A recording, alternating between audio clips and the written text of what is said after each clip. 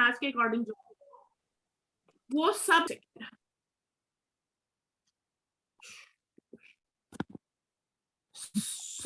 जो हम कल बात करते हैं, हम जरा से स्क्रीन शेयर पे आ जाए आप लोगों को। फिर कहाँ चला गया ये Zoom? हाँ, ये कह रही हूँ।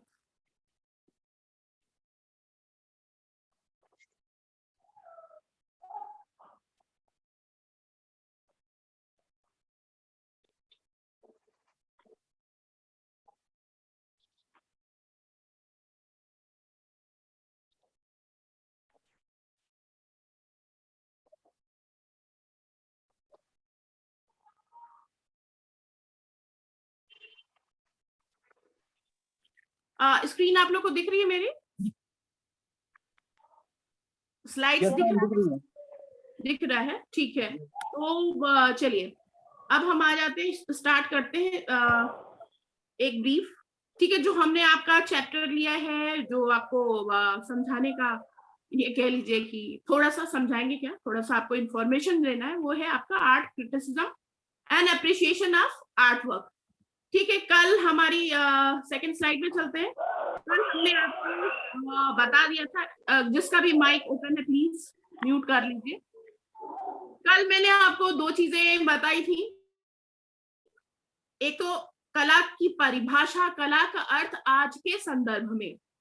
ठीक है, आज के संदर्भ में मैंने क्या बताया था आपको? ये बताया था कि जो हम आज भी लिखते हैं या कोई भी ब्रीफिंग देते हैं आर्ट के बारे में, वहां हम परिभाषा उन्हीं पुराने चीजों को ध्यान में रखते हुए ही दें। मतलब पुराने प्लेटो ने क्या कहा या जयशंकर प्रसाद ने क्या कहा है, कला को किस तरह से अभिव्यक्त किया है, भारत में किस तरह से कला को अभिव्यक्त किया गया है, उन सबको ब्रीफिंग देते हुए उसके साथ ही साथ आपको हमेशा ये बताते रहना चाहिए कि क्या आज के परिवेश में वो प्रासंगिक है या नहीं है। तो ये कल भी आपको ने बता दिया था कि आज उन आधार पर अगर हम किसी कला का मूल्यांकन करें तो वो संभव नहीं है आज के समय में। ठीक है, उसके बाद हम आ जाते हैं, आपको एक ब्रीफ आज फिर से शुरू बताते हैं। कला का अर्थ आप लोगों को सबको पता है, हम उस स्लाइड को हटा रहे हैं। हम आ जाते हैं कला क्या, कला की शिक्षा के बारे में, जो कि हमने कल आप लोगों को बता दिया कि हमारे यूनिवर्सिटी में या कॉलेज लेवल पर अभी इस तरह के कोई क्रिटिसिज्म, आर्ट क्रिटिसिज्म या आर्ट एप्रिशिएशन का ऐसा कोई सिलेबस अभी तो आपके इसमें देखने को मिल रहा है, लेकिन जिसको कह सकते हैं कॉलेज लेवल पे नहीं मिला है। तो जो चेंजेस लाने की है उसकी बात मैंने स्लाइड में की थी, जो कल हम आपको बता चुके हैं। अब आता है डेफिनेशन ऑफ क्रिटिसिज्म है क्या, वो कल बता चुके, एक बार फिर शॉर्ट रिपीटिशन करेंगे। criticism is the constitution of a fair and careful analysis about the positive and negative qualities of someone or something। Something में आप आर्ट को भी ले सकते हैं। ये है ब्रिटेनिका के अकॉर्डिंग जो डेफिनेशन है कि हम जब भी कोई आलोचना करते हैं तो फेयर और केयरफुल होना चाहिए, कि बिल्कुल ईमानदारी के साथ और बहुत सावधानी पूर्वक करना चाहिए। उसमें पॉजिटिव और निगेटिव दोनों चीजें हो सकती हैं।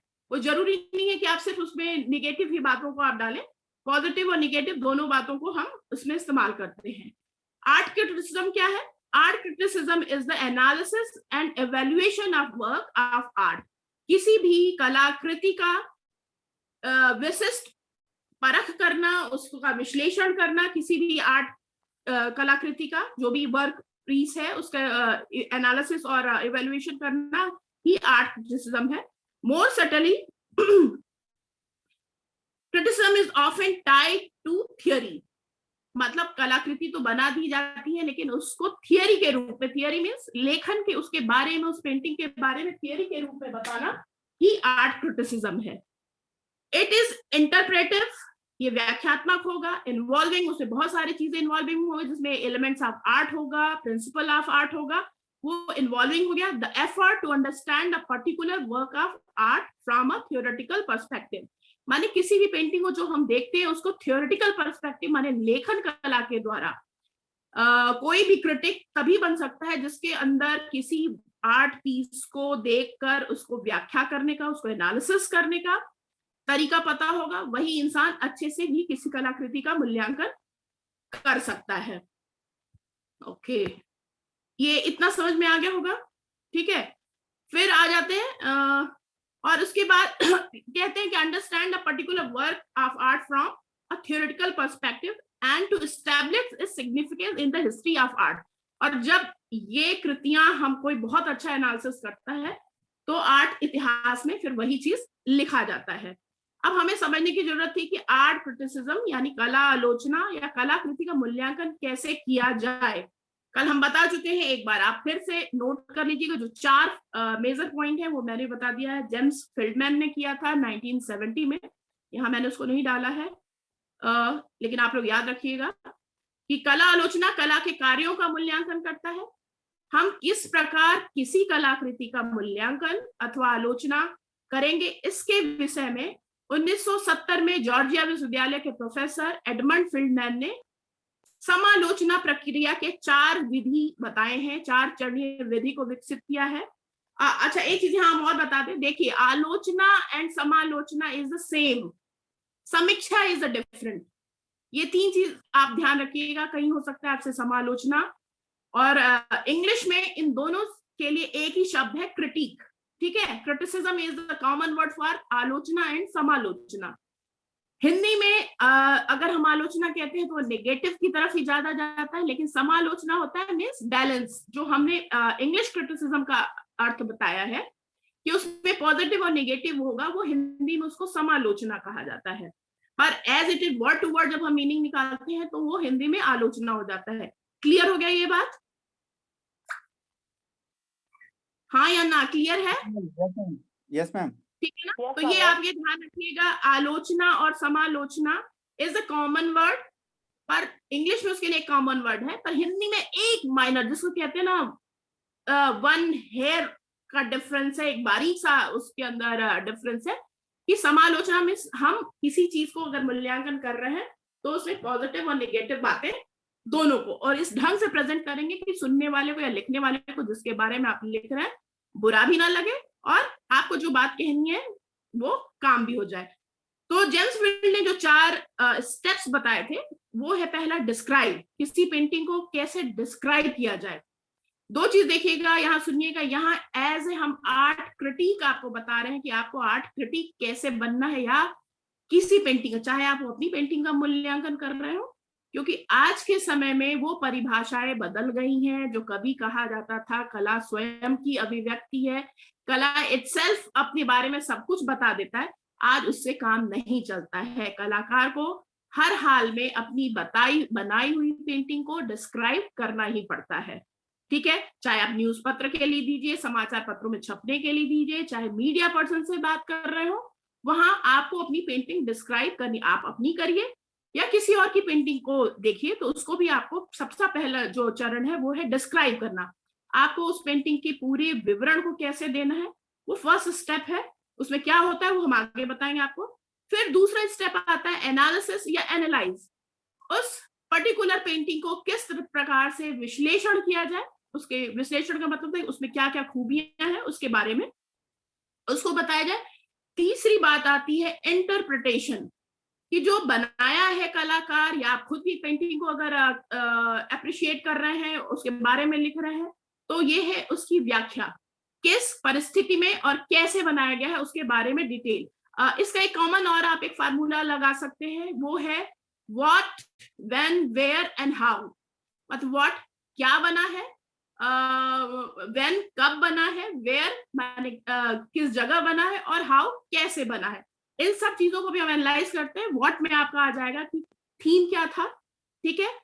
व्हेन में ये होता है थीम क्या है, आर्टिस्ट कौन है, और कहाँ से बिलोंग करता है, उसकी एजुकेशन क्या है, वो व्हाट जो टर्म्स है व्हाट में आ जाएगा। व्हेन होता है कि उसने कब बनाया और क्या इंस्पिरेशन है उसके पीछे। वेयर किस परिस्थिति में उसकी सामाजिक स्थिति कैसी थी और क्या चीज था, क्या परिवेश था, किससे वो इंस्पिरेशन लिया, ये आ जाता है आपका वेयर में। उसके बाद आता है हाउ, कि उसने वो कैसे बनाए, कैसे में मीडियम क्या इस्तेमाल किया, ब्रश के स्ट्रोक्स क्या इस्तेमाल किए हैं, किस तरह के उसने कौन कौन से एलिमेंट्स ऑफ आर्ट लिया है और कौन कौन से फंडामेंटल आर्ट का इस्तेमाल किया है, ये आ जाता है हाउ में। इतना क्लियर हो गया? ये इंटरप्रिटेशन का ही एक पार्ट है। इसको आप 4 तरह से जान सकते हैं जो मैंने बताया, what, when, where and how. इसके बाद आता है इवैल्यूएशन एंड जजमेंट, कि आप जो कुछ देखे अभी तक, जिस चीज को आपने विवरण दिया है, जिस चीज को आपने डिस्क्राइब किया है, जिसका विश्लेषण किया है, और जिस पेंटिंग की आपने व्याख्या की है, अब बारी आती है कि उसमें एक शॉर्ट बट क्रिस्प निष्कर्ष निकालने की बारी आती है कि अगर किसी पास बहुत टाइम नहीं है पढ़ने का आपका डिस्क्रिप्शन, तो उसको शॉर्ट में कि क्या मेजर पार्ट्स थे उसके बारे में बताया जाता है। तो अब यहाँ हम ये आगे पॉइंट ले लेते हैं, जब आप किसी कला की आलोचना करते हैं तो इन 4 चरणों का उपयोग करने पर विचार करें। इन 4 बिंदुओं पर विस्तार से बताते समय कला शब्दावली या कला तत्वों का प्रयोग ना भूलें। While describing a painting, आपको ये ध्यान रखना है कि जो कला शब्द, कोई कॉमन चलता हुआ शब्द नहीं इस्तेमाल करेंगे जिसमें जिस टूल्स का इस्तेमाल किया जा रहा है। तो आर्ट फॉर्म्स में वो टूल्स क्या कहे जाते हैं, प्रिंट मेकिंग के जो टूल्स है उसको आपको पता होना चाहिए कि रोलर का इस्तेमाल किया वो क्या है, किस तरह का इंक है। और अगर आप किसी पेंटिंग का व्याख्या करें, अगर वो ऑयल पेंटिंग, ऑयल से बना है, मिक्स मीडिया से बना है, सॉफ्ट पेस्टल से बना है, तो उस चीज को जो शब्दावली है उसकी प्रॉपर शब्दावली, एक्रेलिक ये नहीं कहेंगे कि लाल रंग से बना, उसमें आप अगर कैडमियम रेड है या येलोइश टच है तो वहां आप उसको प्रॉपर उस शब्द, उस कलर के नाम से उसको उल्लेखित करेंगे। और ये भी नहीं भूलिए कि उसमें कौन कौन से कला तत्व, एलिमेंट्स ऑफ आर्ट, जो 6 है, अमूमन अब 8 हो गया है, लेकिन हमको जो बुक में पढ़ाया गया है और अभी तक पढ़ाया गया वो 6 मेजर है। उन 6 तत्वों में जिसमें पूछ ले किसी से या हम बताते हैं, line, colour, form, tone and texture and space. ये जो 6 तत्व हैं, इसको एक सिंपल डेफिनेशन में ये भी कहा जाता है, design is an arrangement of line, colour, form, tone and texture and space. इन 6 तत्वों से ही आप, अगर कोई 3 भी छोड़ते हैं तो भी आपको बिना लाइन के यूज किए या बिना कलर के यूज किए आप कोई भी कलाकृति नहीं बना सकते हैं। ठीक है, अगर आप कलर से भी डॉट रखे हैं, इसमें डॉट इटसेल्फ अ शेप, एक आकार है, एक फॉर्म है। अगर उसमें आप सिर्फ कलर का इस्तेमाल नहीं कर रहे हैं, सिर्फ लाइन से इस्तेमाल कर रहे हैं, ब्रशेस से के थ्रू या पेंसिल के थ्रू या कोई भी टूल्स, तो इन चीजों का आपको डिस्क्राइब करते समय, पेंटिंग को डिस्क्राइब करते समय हमेशा ध्यान रखना है कि जो कला शब्दावलियां इस्तेमाल की गई हैं, अगर टेम्परा है तो यूज द वर्ड टेम्परा, ये नहीं कि चिकनी सतह पे और इससे काम किया गया है। तो आपका जो प्रॉपर टर्म्स यूज होता है कि टेम्परा है, फ्रेस्को है, म्यूरल है, तो व्हाट काइंड ऑफ म्यूरल है, और ग्लेज लगा है, गैसो है, ये जितने भी टर्म्स हैं वो आपको पता होने चाहिए और उसका इस्तेमाल आपको while writing any art appreciation वहां आपको इस्तेमाल करना है।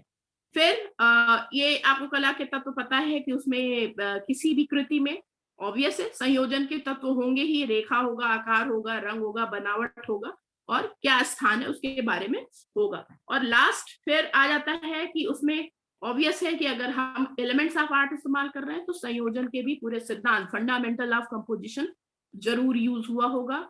उसमें आपको पेंटिंग को डिस्क्राइब करते समय फोकल पॉइंट, कौन सा पर्सपेक्टिव का इस्तेमाल किया है, कौन से पर एरियल है या लीनियर पर्सपेक्टिव है, 2 पॉइंट पर्सपेक्टिव है, 3D है, किस तरह के पर्सपेक्टिव का इस्तेमाल किया है वो, फिर उसमें किस तरह का आकारों में रिदम है, और उन आकारों के बीच की कोई यूनिटी है, जो थीम बेस्ड हो तो उसमें क्या कोई यूनिटी दिखाई दे रही है। उसके बाद आता है कि कितना वेरिएशन है, वेरिएशन मीन्स जिसको आप कह सकते हैं कि किसी स्टाइल से प्रभावित होकर काम किया है, और अगर किसी प्रभाव से किया तो जरूरी नहीं है एक आर्टिस्ट अपने आर्ट वर्क में कई स्टाइलों को, कई शैलियों को भी कॉपी कर सकता है। कॉपी मीन्स प्रभावित हो सकता, नॉट कॉपी, कॉपी कर लेना मतलब आर्ट नहीं है। आर्ट का मतलब ये कि आपको अपने ओरिजिनल रेडिकल जो आपका विचार है उसी की प्रस्तुति को ही आर्ट कहा गया है। दूसरा, उसमें रेपिटेशन किस तरह का है, और फाइनली संतुलन या अनुपात, उसको हमें देखना ही होता है, बिना उसके कोई काम नहीं चलेगा। इन ब्रीफिंग हम आपको ये बता दें, सिंपल सा आपको डिफाइन करते हैं, उसके बाद हम आज आपको एक तरीका जो कल हमने वर्बल बताया था वो बकायदे आपको वैन गॉग की पेंटिंग के थ्रू ये चारों मेथड कैसे इस्तेमाल करना और कैसे आर्ट क्रिटिसिज्म लिखना है उसके बारे में बताएंगे। तो जो आर्ट क्रिटिसिज्म का फॉर्मल एनालिसिस आउटलाइन है वो क्या है वो हम बता दे रहे हैं, अगर आप आराम से बोलते जाएंगे, अगर कोई नोट करना चाहे तो नोट कर ले। जो सिंपल डिफाइनिंग आर्ट क्रिटिसिज्म है वो है art criticism is responding to interpreting meaning and making critical judgment about specific work of art. या specific work of art कह रहे हैं कि सपोज करिए कि आप आर्ट गैलरी में गए हुए हैं, तो ये नहीं है कि आप सब पेंटिंग को एनालिसिस करने लगेंगे। आपको अगर किसी आर्ट गैलरी में 5-6 पेंटिंग या किसी भी आर्टिस्ट की 6-7 पेंटिंग लगी है, तो आप पर्टिकुलर आपको ये चूज करना है उसमें कि कौन सी पेंटिंग को आप क्रिटिकली एनालाइज करने वाले हैं, वो आपको डिसाइड करना है। तो उसके लिए जरूरी है कि अगर आप आर्ट गैलरीज में जा रहे हैं तो जो पेंटिंग आपको लगता है फर्स्ट आपको अपील कर रही है उसके बारे में आप सर्च करें। ये नहीं कि उसने 10 पेंटिंग लगाई तो आप 10 को क्रिटिकली एनालाइज नहीं करेंगे, और जब भी करेंगे तो 1 by 1 सेपरेट हर पेंटिंग के बारे में डिस्क्रिप्शन देंगे।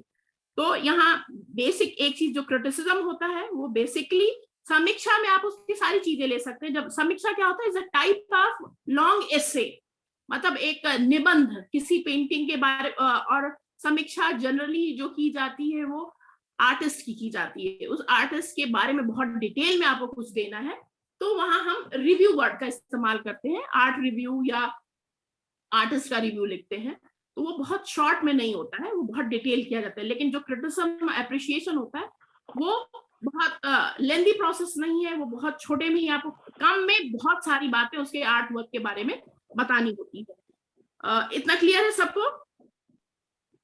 ठीक है, तो जी जो भी मैम। कर रहे हैं क्या है, स्पेसिफिक वर्क ऑफ आर्ट के बारे में ही आपको बताना है।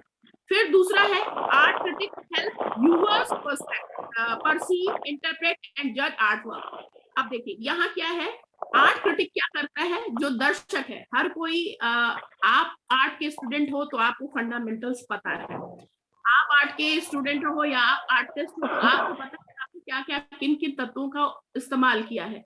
पर जो साधारण दर्शक देखने आ रहा होता है उसके लिए उसका पेंटिंग का चाक्षुष सौंदर्य यानी विजुअल जो एस्थेटिक है सिर्फ वो उसी को ग्रैस्प करता है। तो आर्ट क्रिटिक जो आप वो इसको समझ लीजिए कि जो आप ब्रोशर बनाते हैं, पेंटिंग का जो कैटलॉग बनाते हैं, उसमें देखिए पहले तो थोड़ा ब्रीफिंग दी जाती थी।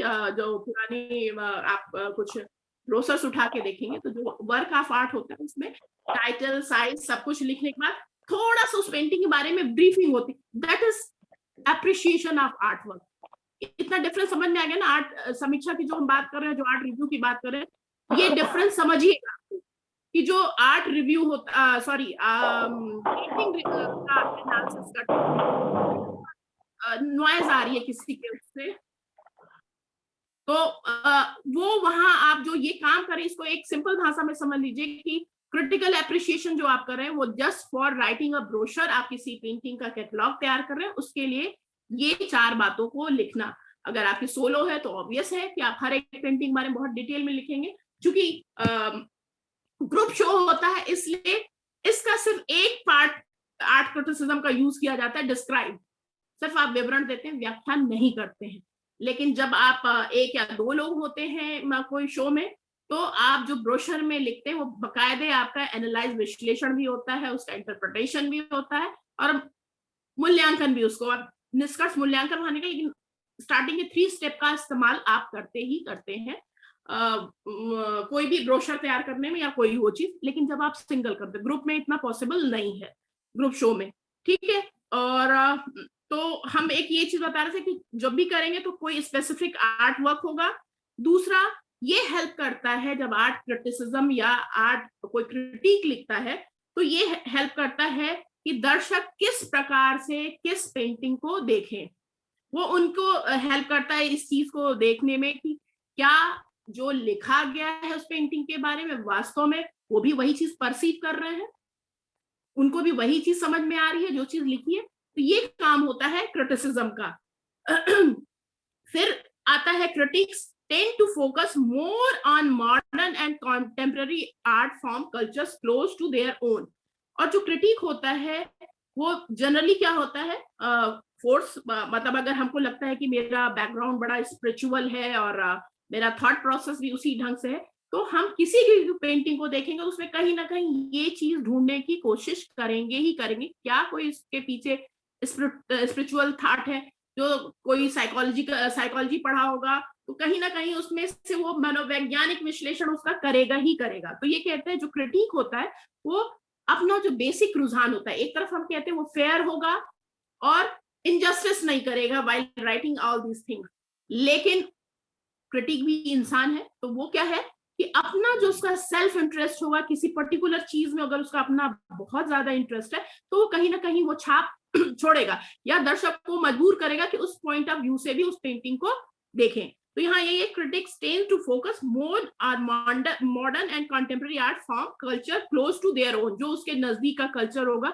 उसी साइड। जैसे कल मैंने बताया ना, कल जब हम बात कर रहे थे अविन्यों की स्त्रियां की, तो वो क्यों मुझे फ्लैश किया, क्योंकि आज का जो सिनारियो, जो सर्कमस्टेंस अभी पिछले 2 सालों में पेंडेमिक में जो स्थिति थी वो मुझे कोरिलेट कर, अगर हम उसको अब एज अ क्रिटिक लिखेंगे उस पेंटिंग के बारे में तो ऑब्वियस है बीइंग अ फीमेल मैं उस पेन को, उस दर्द को जरूर डिस्क्राइब करूंगी, रादर जो मेल लिखेगा वो शायद उस चीज को फील ना करे।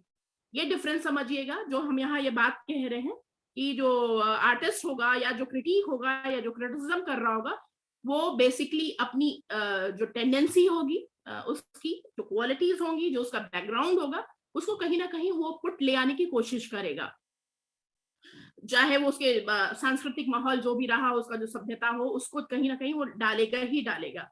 और फिर आता है art historians tend to study work made in culture that are more distant in time and space.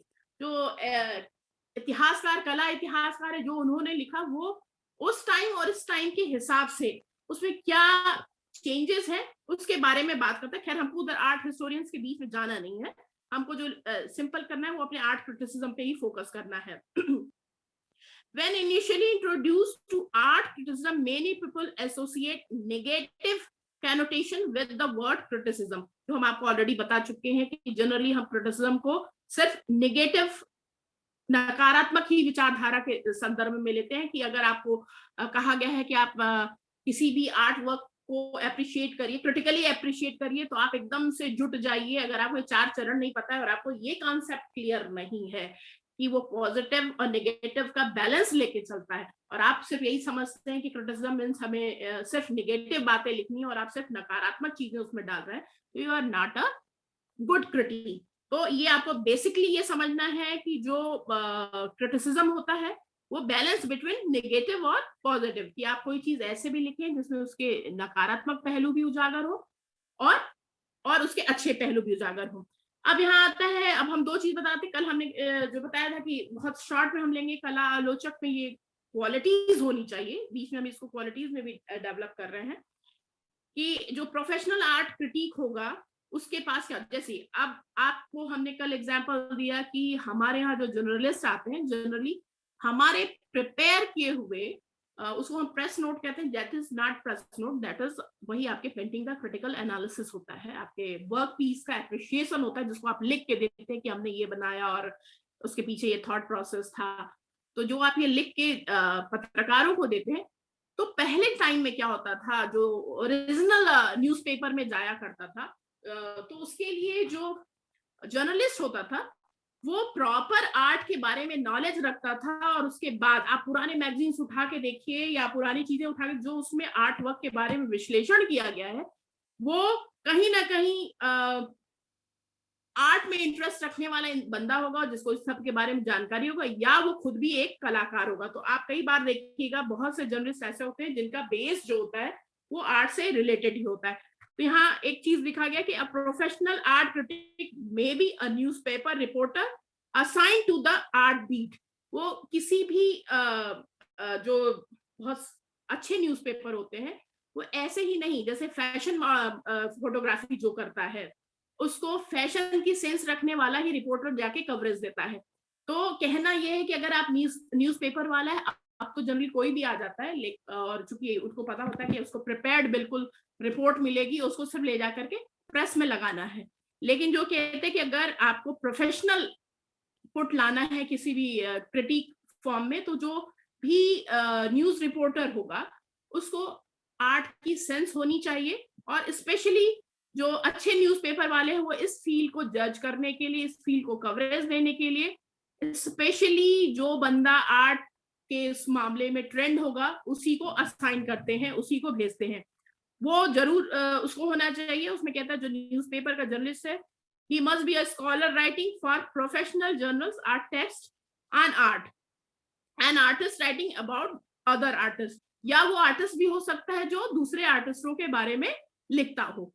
ऐसे आपको बहुत से रिपोर्टर मिल जाएंगे। तो ये जर्नलिस्टिक क्रिटिसिज्म हो गया किसी भी आर्ट का। जब हम कोई भी आर्ट फॉर्म को या अपने वर्क ऑफ आर्ट को न्यूज के जरिए लोगों तक पहुंचाना चाहते हैं, तो वो जर्नलिस्टिक क्रिटिसिज्म के अंतर्गत आ जाता है। Written for the general public, और ये एक तरह से कह लीजिए कि जो लिखा जाता है न्यूज़पेपर के लिए वो एक आम जनता के लिए, जिसको not a sense of art, पहले के सिंपल जितने भी फिगर्स होते थे उनको शायद वो इंसान को रिलेट कर सकता था अपने डे टू डे लाइफ से। बट आज की पेंटिंग जितनी इंसान गुरु हो चुका है, जितना उसका सोचने की और समझने की शक्ति जितनी क्रिटिकल है, क्रिटिकल इन द सेंस आप उसको नहीं समझ सकते बंदा क्या बोल रहा है और क्या कर रहा है आज का जो इंसान है, तो वो उसको आम जनता समझ ही नहीं पाती है। तो उसके लिए जो प्रेस न्यूज में भेजा जाता है, अमूमन हम प्रेस न्यूज से ही समझते हैं कि वी वांट टू बी, जो हम कुछ करते हैं वो गेन फॉर फेम है, पर जनरली वो फेम नहीं। पुराने टाइम में वो था, एक माध्यम था, न्यूज़पेपर या मैगजीन माध्यम होता था अपनी कृतियों को आम जनता तक पहुंचाने का। तो ये कहता है कि written for the general public includes reviews of art exhibition in galleries and museum, क्योंकि जरूरी नहीं है कि आप जहां पेंटिंग एग्जिबिट कर रहे हो वहां तक सभी दर्शक, आप मैगजीन्स, न्यूज़पेपर सब जगह अनाउंस कर देते हैं, इलेक्ट्रॉनिक मीडिया में कर देते हैं। जब तक आपका बहुत नाम नहीं हुआ होगा लोग देखने नहीं आते। आपके कॉलेज के बच्चे, जब आप आर्ट गैलरी में होते हैं तो आपके कॉलेज स्टूडेंट, और शायद अब तो विडंबना ये है कि आप आर्ट गैलरीज में लगाए रहिए और बहुत क्लोज जो है वो आ जाते हैं, लेकिन जनरली आम लोगों का उसमें कोई इंटरेस्ट नहीं होता है। जो अदर सब्जेक्ट का बच्चा है वो शायद ही जिसको बड़ा आर्ट में इंटरेस्ट हो वो आके आपकी गैलरीज में आके घूम के देख जाए, अदरवाइज आप 3 दिन लगा के बैठे रहिए एग्जीबिशन, बहुत कम लोग ही टर्न अप होते हैं। तो ये भी डिपेंड करता है कि आर्ट गैलरीज आपकी कहाँ है, किस जगह है, कितनी दूरी पर है, पब्लिक से की रीच है वहां की नहीं है, ये सब चीज भी बहुत चीजें मायने रखती हैं। ठीक है, फिर एक तो ये हो गया जर्नलिस्टिक क्रिटिसिज्म, कि जब हम किसी आर्ट वर्क का पत्रकारिता के उद्देश्य से, मैगजीन के उद्देश्य से जब कुछ करते हैं, तो एक जर्नलिस्ट जो रिव्यू करने आ रहा है उसकी क्या क्या क्वालिटीज होने चाहिए, किन चीजों को ध्यान में रख करके उसको करना है क्रिटिसिज्म, उसके बारे में उसको जानकारी होनी चाहिए। फिर आ जाता है स्कॉलरी आर्ट क्रिटिसिज्म। ये art criticism, professional art critic, जो हम कल बता रहे थे कि आपको प्रोफेशनल आर्ट क्रिटिक जो पूरा टाइम उनका काम ही है सिर्फ आर्ट को रिव्यू करना, और कल भी ये आपको बता दिया कि बहुत बड़ा यहाँ तो नहीं लेकिन जहांगीर आर्ट गैलरीज में नामी गिरामी आर्ट क्रिटिक्स आते हैं, और उनका काम ही होता है कि आर्ट को इस तरह से उसका डिस्क्रिप्शन देना, उसकी व्याख्या इस तरह से करना कि वो मार्केट तक उसकी वैल्यू, इवैल्यूएशन का एक अर्थ और भी आप समझ लीजिएगा, जो हम लास्ट इसका चरण है इवैल्यूएशन एंड जजमेंट। इवैल्यूएशन कोई अपने आर्ट का क्यों कराता है, सेम उसी तरह जैसे आप लोग घर खरीदने जा रहे हो या बेचने जा रहे हो तो उसका इवैल्यूएशन कराते हैं, उसका मूल्य क्या मिलेगा, उस घर का मूल्य क्या मिलेगा। सेम वे में जो प्रोफेशनल आर्टिस्ट हो जाते हैं वो आर्ट क्रिटिक से हमेशा अपनी पेंटिंग को क्रिटिकली एनालाइज कराते हैं, जिससे उनको ये पता चले कि आज के डे टू डे मार्केट में उनके पेंटिंग की प्राइस क्या लगाई जा रही है, क्योंकि एक बहुत बड़ा फैशन बन गया है आज के टाइम में। घरों में नामी गिरामी आर्टिस्टों का पेंटिंग लगाना एक प्रचलन हो गया है, और आप ये भी देख लीजिए, अमेज़न देख लीजिए या इस तरह के जो ऑनलाइन शॉपिंग मॉल्स हैं, उनमें आप नामी गिरामी आर्टिस्टों के साइन वाले, उनका सिग्नेचर बिकता है। जो एक बार नामी बहुत आर्टिस्ट हो जाता है उसका एक सिग्नेचर भी बहुत बिकता है। ओरिजिनल आर्ट पीस तो उन गैलरी के पास रह जाती है, वो एक वैल्यू देकर के आर्टिस्ट को तो अपना हिस्सा दे देते हैं। उसके बाद काम होता है आर्ट गैलरीज और आर्ट क्रिटिक का कि उस आर्ट को प्रमोट कैसे करें, उस आर्ट पीस को कैसे प्रमोट करें कि वो इतना पॉपुलर हो जाए। तो फिर वहां एक चीज याद रखिएगा, उसमें आर्टिस्ट को फायदा नहीं होता है। जैसे आर्ट, आप किसी गैलरी से अगर आप अपना मूल्यांकन करा रहे हैं, तो गैलरी आपको 60-40 कि जो कुछ भी बिकेगा वो पहले कह देती है कि इसका 60% आपको दे देंगे, 40% हम रखेंगे, और पेंटिंग भी हमारी गैलरी की प्रॉपर्टी हो जाएगी। तो प्रॉपर्टी इसलिए बना लेते हैं कि ठीक है, आज नहीं तो कल। जैसे आप पिकासो की पेंटिंग में उनको जीते जी ये सब कुछ नहीं मिला था, जो करोड़ों में आज उनकी पेंटिंग बिक रही है। जितने आर्टिस्टों की, या अमृता शेरगिल की पेंटिंग जो अभी कुछ समय पहले 38 करोड़ में बिकी, तो क्या अमृता शेरगिल को मिल रहा है? नहीं, जो उनके कलेक्टर हैं, जो उनके आर्ट बायर्स रहे हैं, ये प्रॉफिट उनको मिल रहा है। तो आज के टाइम में जो आर्ट है, क्रिटिसिज्म का जो मेन मुद्दा है वो है कि आप अपने आर्ट की को इवैल्यूएशन करा लें, और मार्केट में उसकी प्राइसिंग क्या है उसके बारे में सारी चीजें, सारा काम उसी का, ये कह लीजिए बाजार का धंधा है इस वक्त, कि आपको वो सारी चीजें कैसे दिखाई देती हैं और कैसे आपको अपने कृतियों का मूल्य लगवाना है। तो ये हो गया, वो काम करते हैं स्कॉलरी आर्टिस्ट। वो जनरल क्रिटिसिज्म, जो जर्नलिस्ट होते हैं वो नहीं करते हैं। इसके लिए स्पेसिफिक स्कॉलरी आर्ट क्रिटिक्स होते हैं जो ये काम करते हैं। तो ये हो गया दो तरह के क्रिटिक्स की बात। उसके बाद हम एक ब्रीफिंग, यही जो आपको बताया, when, why, where and how. तो एक ये जनरल है कि 4 लेबल्स जो हम आपको बता दिए, formal analysis which you can use to explain work of art, that is description. Description का मतलब होता है pure description of the object without value any judgment. कि जब आप कोई भी चीज व्याख्या करने जा रहे हैं, किसी का विवरण देने जा रहे हैं, तो उसमें आप उसका, ये पेंटिंग इतने बिकी होगी, उसका मूल्य या उसका निर्धारण नहीं करेंगे। सिंपल 4 शब्दों में उसका विवरण देंगे। कौन आर्टिस्ट था, कब पैदा हुआ, कहाँ से उसकी शिक्षा हुई, और पर्टिकुलर जो आर्ट पीस है उसका टाइटल क्या है, और कौन सा माध्यम है, और क्या साइज है। इसके बारे में खाली आपको विवरण जो देना है वो यही होता है, जो फर्स्ट स्टेप है टू डिस्क्राइब। तो उसको आप जो व्याख्या, और ये प्रश्न का उत्तर देता है, जिसको आपको डिस्क्राइब उत्तर देता है कि आप क्या देखते हैं, कोई भी पेंटिंग में आप क्या देखते हैं। और विवरण बनाने वाले विभिन्न तत्वों में शामिल है, वो है कला का कोई भी रूप। या उसमें तो पहले क्या देख रहे हैं ये आपको डिसाइड करना है। किसी पेंटिंग को जज करने से पहले, किसी पेंटिंग को क्रिटिकल एनालिसिस करने से पहले, किसी आर्ट पीस को अप्रिशिएट करने से पहले, आपको सबसे पहला स्टेप डिस्क्रिप्शन में या डिस्क्राइब में यही देखना है कि आप उस पेंटिंग में क्या देख रहे हैं। फिर then the various elements that constitute a description include, दूसरा है कि किस तरह के फॉर्म, किस तरह के आकार को उसने इस्तेमाल किया है। वो वर्क पीस क्या है, वो आर्किटेक्चर का एक पीस है, मतलब आप या मूर्ति कला का पीस है, या वो फिर क्या कहते हैं इंस्टॉलेशन है, या फिर वो डिजिटल आर्ट का पीस है, या वो एक पेंटिंग है, और पेंटिंग में वो है तो क्या है, पोर्ट्रेट है, लैंडस्केप है, या एब्स्ट्रैक्ट आर्ट फॉर्म है। ये चीज आपको क्या में देखना होता है। फिर आ जाता है कि मीडियम ऑफ वर्क क्या है। ये सब कुछ आपका फर्स्ट स्टेप में ही चल रहा है। विवरण जो आपको देना है, मीडियम ऑफ वर्क क्या है, वो किस टेक्निक में बना है, ये भी आपको मीडियम में देना है। देन आ जाता है size and scale of work, किस साइज में किया गया है, उसके बारे में आपको बताना होता है कि कितना, क्या फ्रेम है, और ये सारी बातें उसमें आपको देनी होती है कि कौन से साइज में बना है, कैनवस है या बोर्ड है, क्या है, इस सब के बारे में आपको बताना होता है। उसके बाद आता है एलिमेंट्स ऑफ जनरल शेप, कि वो शेप क्या है, किस तरह का शेप उसने एक आर्टिस्ट इस्तेमाल किया है, क्या कंपोजिशन के अंदर कंपोजिशन बना हुआ है, क्या कोई बिल्डिंग या कोई मॉन्यूमेंट का चित्र है, या उसमें यूज किए गए फिगर किस प्रपोर्शन में रखे गए। ये सब कुछ जब आप आर्ट इवेलुएट करते हैं तो ये छोटी छोटी बातों को आपको देखना है। फिर आता है description of axis, whether vertical, diagonal और हॉरिजॉन्टल।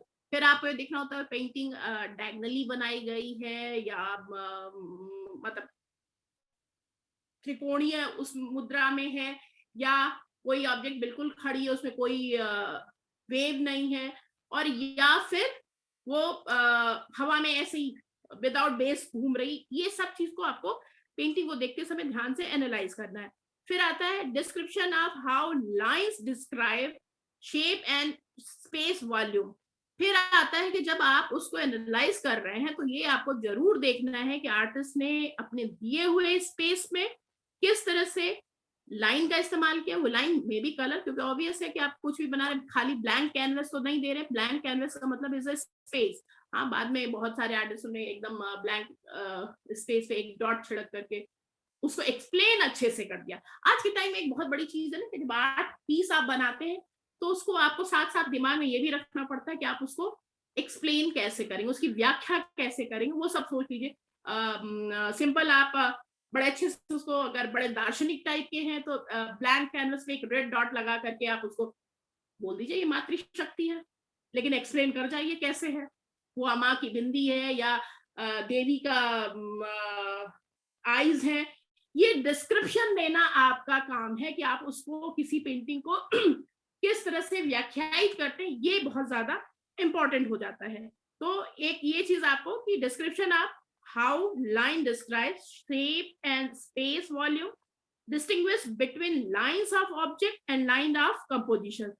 दैट इज, वो क्या है, थिक है कि थिन है, जो लाइन है वो किस तरह की इस्तेमाल की गई है, महीन बारीक रेखाओं से है, या वेरिएबल्स है उस लाइन में, कहीं मोटाई है कहीं पतलाई है। और जैसे ये इसलिए कि आप जब नौसिखिया आर्टिस्ट होते हैं ना, जब आप लाइन खींच रहे होते हैं तो लाइन भी खींचने का काम होता है, एक सांस सधा हुआ रोक करके आप सीधी लाइन खींच सकते हैं, वरना वही ब्रश चलाने में ऊपर से आपका मोटा नीचे नीचे आते कलर खत्म हो रहा है तो वो पतला हो जाता है। तो ये आपको ध्यान रखना है कि किसी भी पेंटिंग को जब एनालिसिस करिए तो उसमें ये ध्यान रखिए कि लाइन का जो है वो किस तरह के वेरिएबल्स यूज किए गए हैं, कि वो पतली है, मोटी है, छोटी है, कटी है, वक्राकार है, इन सब चीजों को आपको बहुत माइन्यूटली ऑब्जर्व करना होता है। फिर आता है रिलेशनशिप बिटवीन शेप्स, फिर वो लाइन का आकार से क्या संबंध है उसके बारे में आपको बहुत ध्यान से देखना होता है कि वो लंबा है, छोटा है, या लाइन एक दूसरे को ओवरलैप। कई बार हमको लगता है कि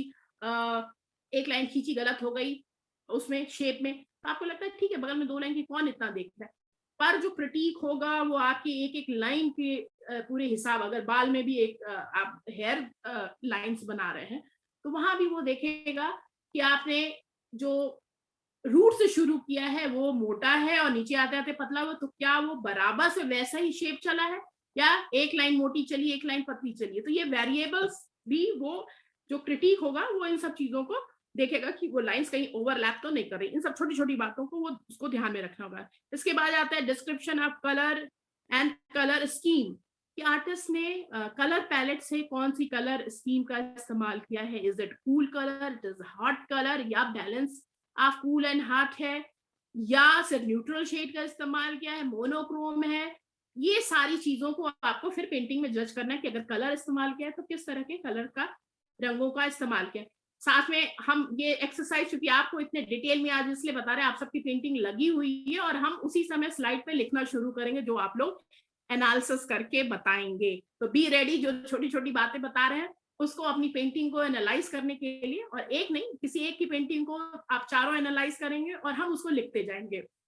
तो ध्यान से सुनिएगा ये सारी चीजें कि आपको देखना क्या है कि कलर स्कीम कौन सी लगाई गई है। उसके बाद आता है टेक्सचर ऑफ सरफेस, कि जो आर्टिस्ट ने सतह का इस्तेमाल किया है या जो मटेरियल कैनवस है तो उसमें कोई टेक्सचर अप्लाई किया है या विदाउट टेक्सचर किया है, या कलर से वो टेक्सचर का आभास देने की कोशिश किया है। इस चीज को भी आपको बहुत माइन्यूटली ऑब्जर्व करना है कि टेक्सचर ऑफ सरफेस या other comments about execution of work, कि आर्ट वर्क बनाते समय उसने किस तरह से कोई बैकग्राउंड टेक्सचर दिया है या नहीं दिया है, इसके बारे में भी आपको माइन्यूट ऑब्जर्वेशन रखना है। इसके बाद आता है context of object, original location and date, कि अगर पोर्ट्रेट बनाया है तो ऑब्वियस है कि उसमें क्या होगा कि ओरिजिनल लोकेशन कहाँ की है, कहाँ बनाया, किसका बनाया, उसके बारे में आपको डिस्क्रिप्शन देना। लैंडस्केप है तो भी आपको पता होना चाहिए कि ये मनाली का पर्टिकुलर स्पेस का व्यू है।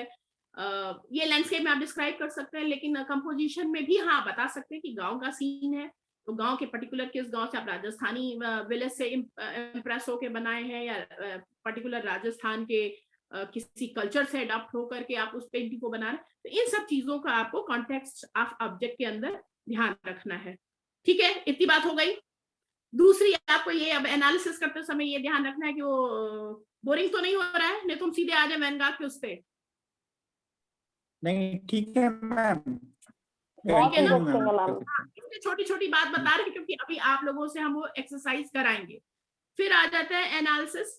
तो उसके लिए आपको ये डिटरमाइन करना होगा कि what the features suggest and deciding why the artist use such features to convey specific ideas।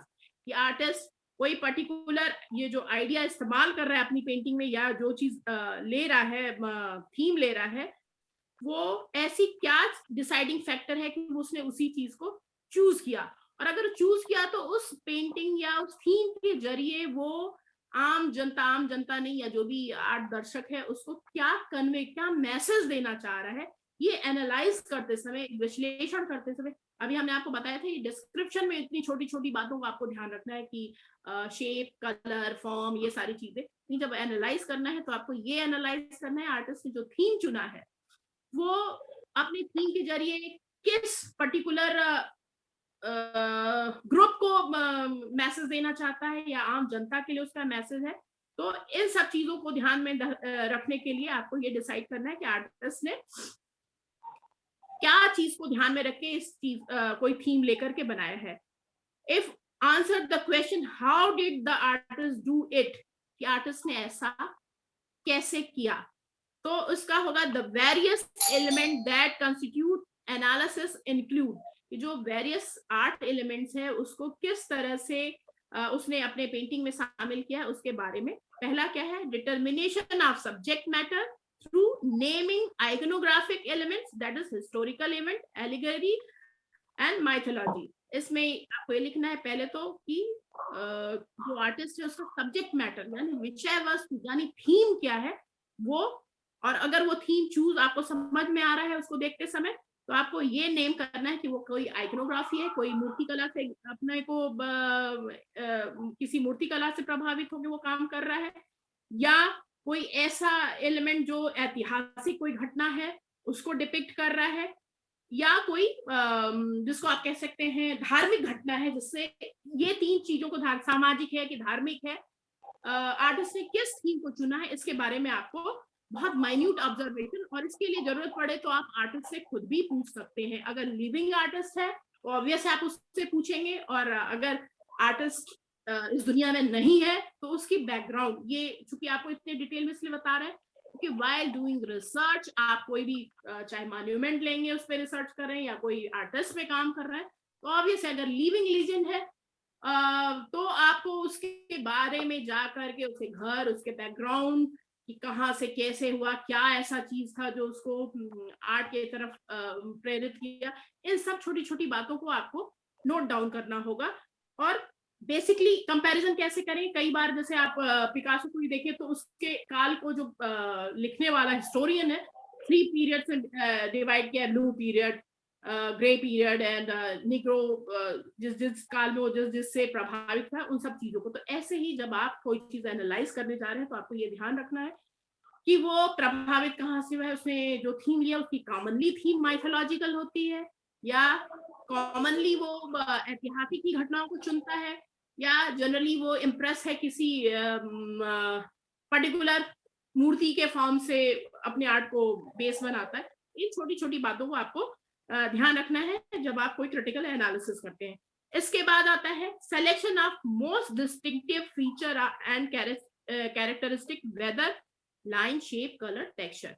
क्या ये जो एलिमेंट्स ऑफ आर्ट हैं व्यवस्थित रूप से, जैसा अगर माइथोलॉजिकल थीम है तो आपको यहाँ पे आप एक चीज देख सकते हैं, अगर आप माइथोलॉजिकल थीम ले रहे हैं तो क्या वो डिस्क्राइब है, जो प्रिस्क्राइब है उसके थीम के अकॉर्डिंग ही उसने लाइन, कलर सब, अजंता पर्टिकुलर अजंता का स्टाइल आप देखेंगे। अभी हम एक और पेंटिंग दिखाएंगे शेरगिल का, उसमें हम आपको बताएंगे जो हमने फील किया और आपसे पूछेंगे आपने फील क्या किया कि कलर कॉम्बिनेशन क्या किसी प्राचीन आर्ट फॉर्म से मिलता हुआ है या नहीं, जो उनका बॉडी लैंग्वेज है फिगर का वो किसी इंडियन आर्ट फॉर्म से मिलता है, या क्योंकि ये आपको उनकी हिस्ट्री आपने पढ़ी होगी आपको पता है कि वो मैक्सिमम टाइम जो है पेरिस में बिताई थी, वहां पे उन्होंने आर्ट की लर्निंग की थी, लेकिन उनकी कला शैली जो है पूर्णतया भारतीय। तो क्यों भारतीयों को कहा जाता है, ये अभी हम जब आगे बढ़ेंगे तो उसके बारे में आपको डिस्क्राइब करेंगे। जल्दी जल्दी खत्म करें, मुझे लगता है टाइम कम हो जाएगा। हम यहाँ रोके, कल तो बहुत कुछ इसके बारे में बता दिए थे, हम आगे आ जाए क्योंकि मुझे लगता है टाइम हमारा कम हो जाएगा। और ये हम सुनील जी आपको मैं ये सेंड कर दूंगी, जो क्रिटिकल एनालिसिस में बता रही हूँ, वो लिंक शेयर कर दूंगी, उसको आप बिल्कुल चाहे बिल्कुल आप मैम। शेयर कर लीजिएगा। हम चूंकि आ ठीक जाते है। हैं कि मुझे टाइम धीरे धीरे 1.5 घंटा शॉर्ट हो जाएगा और हम जिस मेन मुद्दे पे आना चाहते हैं वो रह जाएगा।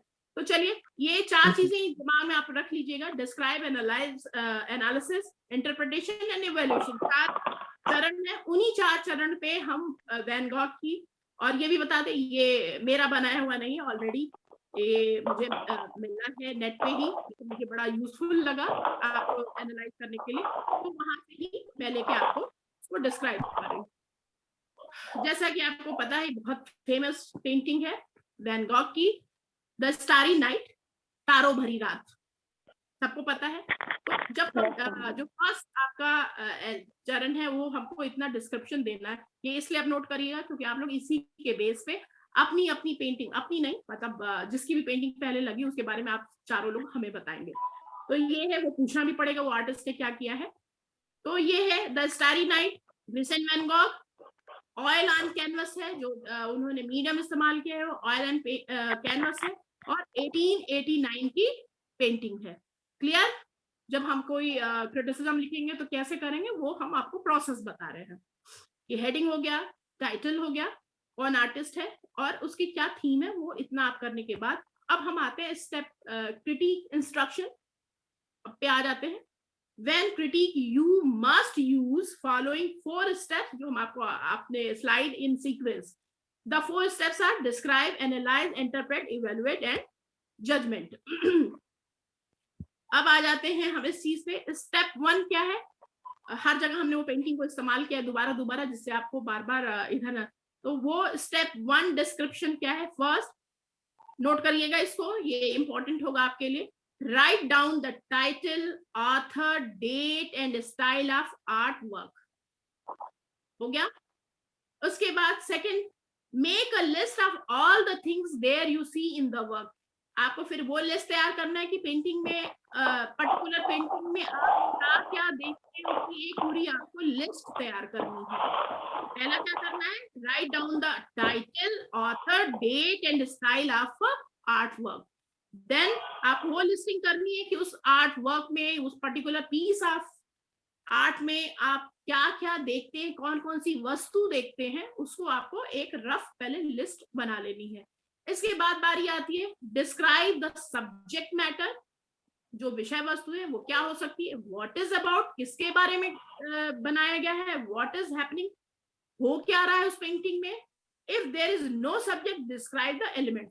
अगर आप किसी थीम बेस पे काम नहीं किए, ये पर्टिकुलर ध्यान रखिएगा एब्स्ट्रैक्ट पेंटिंग के लिए, if there is no subject, कोई विषय वस्तु नहीं है, तो वहां आपको इस्तेमाल करना है फंडामेंटल ऑफ कंपोजिशन की, कौन कौन से एलिमेंट्स, कला के कौन कौन से तत्वों का इस्तेमाल किया है, वो लाइन है, एब्स्ट्रैक्ट आर्ट के उसमें आपको किस तरह से एनालाइज करना है, ये आप ध्यान रखिएगा।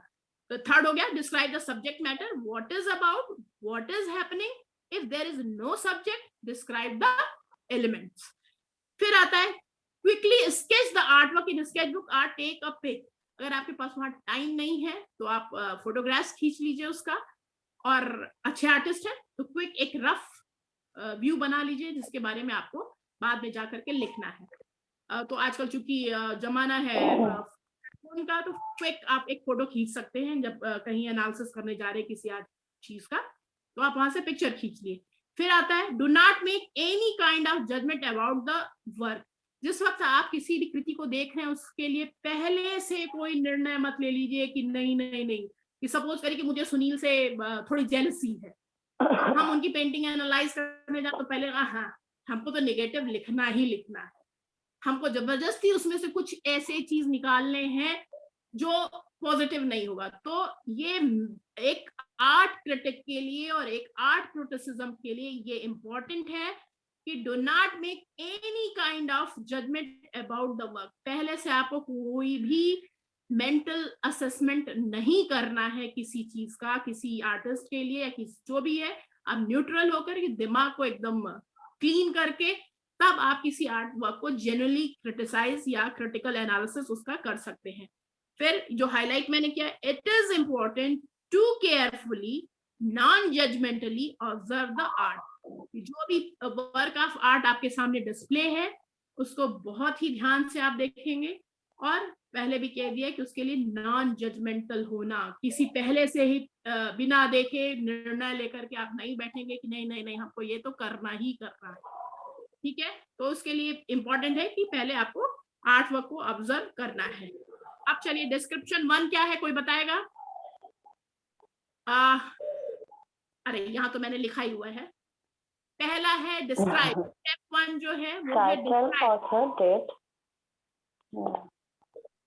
डिस्क्राइब है हमारे स्टेप 1। ये जो स्टेरी नाइट को पिक्चर को आप दिख रहा है सबको, पिक्चर क्लियर? ठीक है, पहले आप ध्यान से देखिए। जो लिख दिया तो लिख दिया है, उसमें हमको एड ऑन करना है। जरूरी नहीं कि जबरदस्ती एड ऑन करेंगे, लेकिन आप देखिए ये जो पॉइंट्स है, इज इट ओके या कुछ ऐड करना है तो आप पेंटिंग को ध्यान से देख लीजिए। जो मैंने कहा था कि जो आपको दिख रहा है उसकी आपको लिस्टिंग करनी है, उसको आपको लिस्ट बनाना है। That is swirls। swirls में जो आपको चक्र जैसे जैसे जैसे दिख रहे हैं, बहुत गोल गोल चक्र से दिख रहे हैं, वो swirls है। स्टार है, बिल्डिंग है, इस पेंटिंग में रोलिंग हिल्स है, मतलब ऐसे फ्लोटिंग हिल्स जिसको कह सकते हो देखने में है। एक लार्ज ट्री है, एक बहुत बड़ा सा पेड़ दिख रहा है, चांद दिख रहा है, और फिर छोटे छोटे, आप बहुत ध्यान से इसको मैन्युअली करें तो घर के पीछे छोटे छोटे पेड़ दिखाई देंगे, और एक चर्च है इस पेंटिंग में, है या नहीं है? Yes ma'am. और भी इसके अलावा छोटी थोड़ा बस्ती जैसा, जैसे एक दूर का वो भी दिख रहा है। तो ये अब और जूम कर दिया, दिख रहा है? Yes ma'am, yes ma'am. ठीक है, तो इसमें आपको ये चर्च जो एक सिंगल लाइन जा रही है, दैट इज चर्च। उसके बाद छोटे छोटे गांव और बस्ती है। तो आप इसमें लिख सकते large tree, the moon, trees, और एक बिल्डिंग मैंने वहां लिख दिया। बिल्डिंग्स में मतलब बहुत सारे जो ये छोटे छोटे घर हैं। फिर आता है this appears to be a night time. अब आपको ये डिसाइड करना है ये रात का सीन है, दिन का सीन है। ये आपको आप ऑब्जर्व करिए इसको माइन्यूटली अपनी पेंटिंग को देख करके करेंगे कि ऐसा प्रतीत होता है कि रात के समय का, ऑब्वियस है कि रात के समय का सीन है। Painted from an elevated position. Elevated position, आप एलिवेटेड का मतलब समझते हैं? किसी ऊंचाई से बैठ के बनाया हुआ पेंटिंग, ठीक है ना? ये दिख रहा है आपको, तो इस पे पर्सपेक्टिव जो है इसको आप इस टर्म्स में भी इस्तेमाल करते हैं कि this is a not pure aerial view. हवाई पर्सपेक्टिव नहीं है। एरियल व्यू को मतलब होता है एकदम टॉप से आप नीचे कुछ देख रहे हैं, पर इसलिए यहाँ ये टर्म यूज किया एलिवेटेड, थोड़े से ऊंचाई से नीचे का सीन। तो आपको जो ये ऑब्जर्व करना है कि this appear to be a night time scene painted from an elevated position, किसी ऊंचाई से बैठ के बनाया गया। जो है एक शहर का चित्र, there is a town in the foreground. अच्छा, ये आपको पता है कि कोई भी पेंटिंग बनाने का एक फंडामेंटल है, किसी स्पेस को कितने पार्ट में डिवाइड किया जाता है? कोई बताएगा? कई टाइप्स में होते हैं डिवाइडेशन। नहीं, 3 या 4 है, बता दो क्या क्या है, कोई बता सकता है तो हम आगे बढ़े। कभी भी आप कोई आर्ट शुरू करते तो बिना स्पेस को डिवाइड किए आप काम शुरू ही नहीं कर सकते, है या नहीं है? तो क्या कितने पार्ट्स में आप डिवाइड करते हैं? 3 पार्ट्स में मैम। कौन कौन से हैं वो 3 पार्ट? मैडम मिडिल, अपर और लोअर। हाँ ठीक, गुड। तो आपका ये 3 है, 4 है, उसमें हम आपको 4 ही बताए। इस पेंटिंग में 4 आपको दिखेंगे। जनरली जो पेंटिंग कंपोजिशन बनाया जाता है, इवन आप जब पढ़ाने भी जाएंगे स्टिल लाइफ, तो ऑलवेज बच्चों को हम ये बताते हैं कि आपको अपने जो आपका पेपर है वो 3 पार्ट में एटलीस्ट मिडिल ग्राउंड, फोरग्राउंड और बैकग्राउंड, ये 3 है, ठीक है ना। मिडिल ग्राउंड में आपका ऑब्जेक्ट होगा, और फोरग्राउंड आपको हमेशा स्पेस छोड़ना चाहिए, और बैकग्राउंड के बिना आपकी पेंटिंग का मायने नहीं पूरा होता। तो ये दिमाग में आप बैठा के रखिएगा कि क्या है, there is a town in the foreground. Foreground means जो बिल्कुल आगे का हिस्सा है, वहां आपको एक साइड में पेड़ और एक साइड में क्या दिख रहा है, टाउन, एक शहर छोटा सा दिख रहा है। और मिड पोर्शन में क्या है, hills in the mid ground. अगर हम इस पेंटिंग को 3 पार्ट में डिवाइड करें तो फोरग्राउंड में आपको दिखेगा ये टाउन, मिडिल ग्राउंड में आपको दिखता है हिल्स, और उसके बैकग्राउंड में वो तारों भरी पूरी रात है, and star field sky in the background. इतना क्लियर हो गया आपको किसी पेंटिंग को एनालाइज करने के लिए क्या करना है? क्लियर? आगे बढ़े? Yes ma'am, yes ma'am, yes ma'am. Clear हो गया कि रिपीट कर दें एक बार? याद रखिएगा, किसी भी चीज को एनालाइज करते समय, या इवन आप पढ़ाने जा रहे हैं लैंडस्केप या कंपोजिशन कुछ भी, तो हमेशा पेपर 3 पार्ट में डिवाइड करना, पेपर को बच्चों को ये बताना आपको बहुत जरूरी है। आप तो पढ़ चुके हो, लेकिन वही मैंने कहा कि कला शब्दावली, जो शब्दकोश है उसका आपको, डिक्शनरी जो आर्ट डिक्शनरी है उसका आपको हमेशा इस्तेमाल करने आना चाहिए। तो पेपर का जब रिवीजन करते हैं वो हमेशा कंपोजिशन ऑटोमेटिक आपसे होगा, जब भी आप बनाएंगे 2 पार्ट में डिवाइड हो जाएगा, लेकिन आपको पता होगा कि वो क्या है, फोरग्राउंड, मिडिल ग्राउंड और बैकग्राउंड, ठीक है। चलिए नेक्स्ट अब आता है स्टेप 2, एनालिसिस। तो पहला है pay close attention to which art element the artist use. अब आपको बहुत क्लोज अटेंशन ये पे करना है कि आर्टिस्ट ने कौन से आर्ट कला तत्वों का इस्तेमाल अपनी पेंटिंग में। अब रिपीट नहीं करेंगे, कला तत्व आप लोग को पता है, ठीक है। वैसे हमने लिखे line, shape, colour, value, texture and space. और इसमें एक चीज याद रखिएगा, अगर कोई 3D ऑब्जेक्ट है, आप पेंटिंग का कर रहे हैं और कोई 3D ऑब्जेक्ट है, उसको हम काउंट नहीं करते हैं, क्योंकि मिडिल ग्राउंड, बैकग्राउंड और फोरग्राउंड में डिवाइड करने का मतलब ही है आपकी 2 डायमेंशनल सरफेस पे आप 3D का इस्तेमाल कर रहे हैं। ये बात आप लोग को समझ में है, पता है या नहीं पता है? तो हम एक बार डिस्क्राइब करते हैं इसको भी, क्योंकि दिमाग में रखिएगा जो आपका कैनवस है वो सिर्फ 2 डायमेंशनल मीन्स लंबाई और सिर्फ चौड़ाई होती है उसकी, ठीक है ना। आप इन 3 हिस्सों से, मिडिल ग्राउंड, फोरग्राउंड और बैकग्राउंड के जरिए आप यही 3D को दिखाने का काम करते हैं। है तो ये 2 डायमेंशनल सरफेस, लेकिन आपको उसमें एहसास हो रहा है कि वो टाउन भी है, उसमें टाउन के अंदर जाने का रास्ता भी है, चर्च तक जाने का रास्ता भी है, फिर उसके पीछे पहाड़ भी है, उसके पीछे आकाश भी है, कहीं से भी वो आपको फ्लैट पेंटिंग नहीं दिख रही होगी। यही मेजर काम है आर्टिस्ट का कि जरूरी नहीं है, आज के मॉडर्न आर्टिस्ट जरूरी नहीं है कि आपको उसमें 3D, लेकिन जब आप पेंटिंग को किसी को डिस्क्राइब या एनालिसिस करते हैं तो इन 3 मेथड्स पे करेंगे कि पेंटिंग में किस तरह से वो स्पेस, आर्टिस्ट ने स्पेस डिवीजन किया है और कौन कौन से कला तत्वों का इस्तेमाल किया है। और यहाँ ये हम ये साफ लिख दें, form is 3D and will not apply to painting critic, वो उसके हिस्से में नहीं आता है। फिर आता है look for the ways the element were used to organise the composition. फिर आपको ये देखना है कि उन तत्वों का इस्तेमाल करके कलाकार ने जो प्रिंसिपल ऑफ कंपोजिशन है वो ऑलरेडी, फिर आपके पास वो 6 हैं, rhythm, balance, movement, proportion, variety, emphasis and unity. कि इन किन बैलेंस का, एम्फेसिस का मतलब आप लोग समझते हैं, प्रभाविता आप लोगों ने पढ़ा होगा, लेकिन क्या मतलब समझा था उसका, क्या है? मैम वो इफेक्ट कितना कर रहा है, कौन सा पार्ट उसका कितना ज्यादा इफेक्टिव है शायद। प्रभाविता का मतलब होता है अगर आप कोई कंपोजिशन बनाए तो कौन सा ऐसा हिस्सा है जो आपको सबसे आई कैच प्रभावित कर रहा है, मैम ध्यान आकर्षित कर रहा है, आपको सबसे ज्यादा प्रभावित कर रहा है, दैट इज वो पेंटिंग का मेन पॉइंट होगा, जिसको कहते हैं फोकल पॉइंट, दृष्टि बिंदु, जहां आपकी पूरी पेंटिंग में जहां आपकी जाके दृष्टि ठहर जाती है पहले, that is called focal point.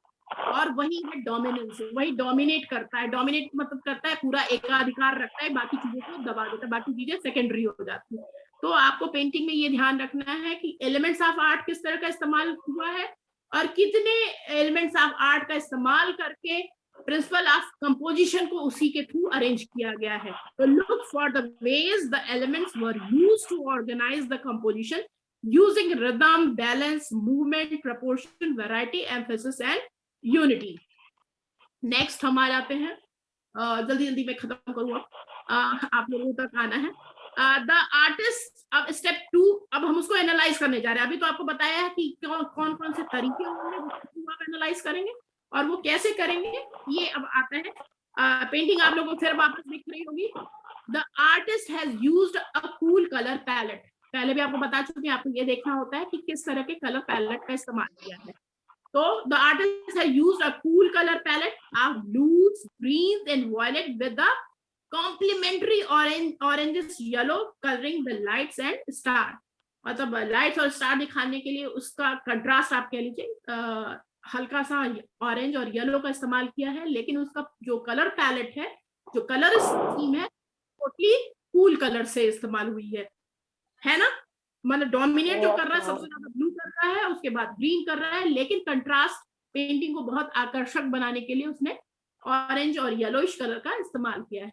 फिर आता है second point, there is a variety of line and direction in the brush strokes of colour. उसके बाद आता है उसने जो लाइन का वेरिएशन उसमें लाया, और आप ये देखिए अगर जहां वर्ल हो रहा है तो एक ही डायरेक्शन में मूव कर रहा है, जहां स्ट्रेट जा रहा है वहां लाइन बिल्कुल सीधी स्ट्रेट जा रही है, थोड़ा कर्वी मूवमेंट लेकर। जैसे ट्रीज है तो उसमें आप अगर बहुत जूम करते हैं तो लाइन आप देखिएगा कि उसकी थिकनेस कहीं मोटी और कहीं पतली करके उसने उसको सॉलिड दिखाने का कोशिश किया है।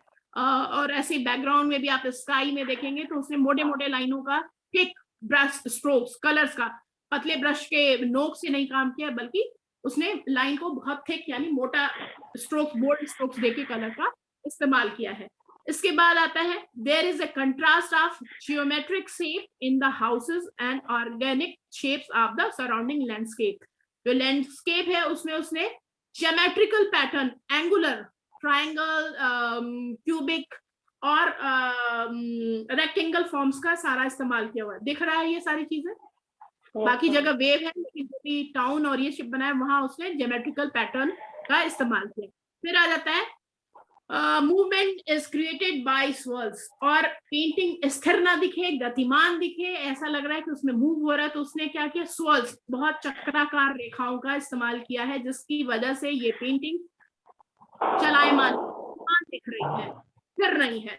आप अगर अपोजिशन टू फोरग्राउंड के अगर आप बिल्कुल बैकग्राउंड देखें तो जो फोरग्राउंड है वो स्ट्रेट और ज्योमेट्रिकल शेप और सीधी सीधी लाइनों का इस्तेमाल किया, लेकिन आर्टिस्ट ने क्या किया है, अपने पेंटिंग को बहुत शॉकिंग, जो कल मैंने कहा था कि उसमें आपको ये भी खोजना है कि आपको अचंभित क्या करता है, बहुत सरप्राइज क्या करता है। तो ये सरप्राइजिंग मूवमेंट जो पेंटिंग का है वो यही है कि उसने एंगुलर और सब कुछ शेप का इस्तेमाल करने के बाद, ज्योमेट्रिकल शेप का इस्तेमाल करने के बाद, बिल्कुल बैकग्राउंड में क्या किया, स्वर्ल्स, बहुत छोटे छोटे चक्रों के जरिए उसने पेंटिंग को गतिमान कर दिया है। Movement is created by swirls in the sky and the brush strokes used also recreate a sense of motion। कि जो बैकग्राउंड में उसने ये काम किया उसकी वजह से जो पेड़ का भी वेव उसने दिया है वो लग रहा है कि वो भी, उसमें भी एक मूवमेंट आ रही है। Is it right? ठीक है। अब इसके बाद आता है स्टेप 3, इंटरप्रिटेशन, कि हमको किस तरह से उस पेंटिंग को अब लिखने के लिए पूरा व्याख्या दे देना। ये अभी था आपका ऑब्जर्वेशन कि आपको क्या देखना है, कैसे देखना है, क्या क्या चीजें नोट डाउन करनी। अब आती है बारी कि आप उसको डिटेल में लिखती कैसे है। तो ये है कि लिस्ट एनी फीलिंग्स और moods you get from the art work, कि आपको वो लिस्ट करना है कि आपको अब यहाँ एसोसिएट करना है अपना मूड, कि आपको वो पेंटिंग देख के आपके मूड में, आपके थॉट में क्या आया, वहां से आप उन सब एलिमेंट्स और इन सब चीजों को जो नोट की हैं, उसके बाद आप अपने साथ ये देखेंगे वो किस तरह के मूड का इस्तेमाल आर्टिस्ट तो किया ही किया है, लेकिन आपके ऊपर क्या प्रभाव पड़ रहा है उस चीज का, उसको आपको एनालिसिस, इंटरप्रिटेशन के समय इस चीज का आपको ध्यान रखना है कि व्याख्या करते समय। कहाँ चला गया? ठीक है। फिर ये आ गया line, shape, colour, time is there, ये तो दोबारा आ गया, रुक जाइए एक मिनट, ये भी हो गया। हाँ, यहाँ हम थे। Think creatively and imaginative at this stage. अब जब आप लिखने जा रहे हैं तो थोड़ा सा आपको काल्पनिक होना पड़ेगा। अगर आर्टिस्ट सामने है तो आप पूछ लेंगे, पर अगर आप आर्टिस्ट की आर्ट वर्क को देख के कोई भी चीज आपको रिलेट कर रही है चीज।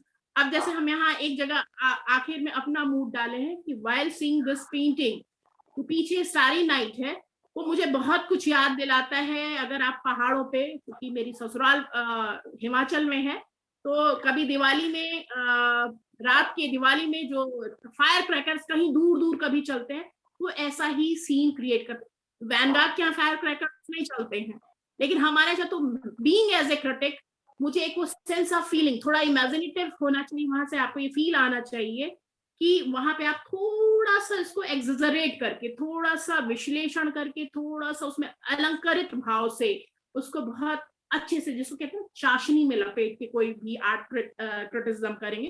तो यहाँ कहता है आपको थर्ड स्टेप पे जब आप उसकी व्याख्या कर रहे हैं तब थोड़ा सा क्रिएटिव हो जाइए, मतलब अपने अंदर थोड़ा सा थॉट और मूड बिल्कुल नॉर्मल ना रख के थोड़ा सा स्टोरी टेलिंग, मतलब कहानी को बनाइए।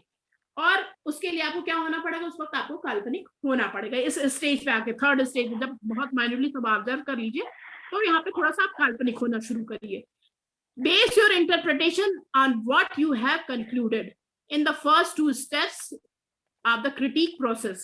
कि जब आलोचनात्मक दृष्टि से आप उसको देख रहे हैं, तो आपको जब इसकी व्याख्या करिए तो उन दो चीजों को ध्यान में रखते, स्टेप 1 स्टेप 2 को ध्यान में रखते हुए, तीसरा थोड़ा सा इमेजिनेटिव होते हुए आपको उसको, और थोड़ा सा अलंकारिक भाषा का इस्तेमाल करते हुए आपको इसको एनालाइज करना है, इंटरप्रिटेशन इसका देना, इसको व्याख्या करना है किसी भी पेंटिंग को।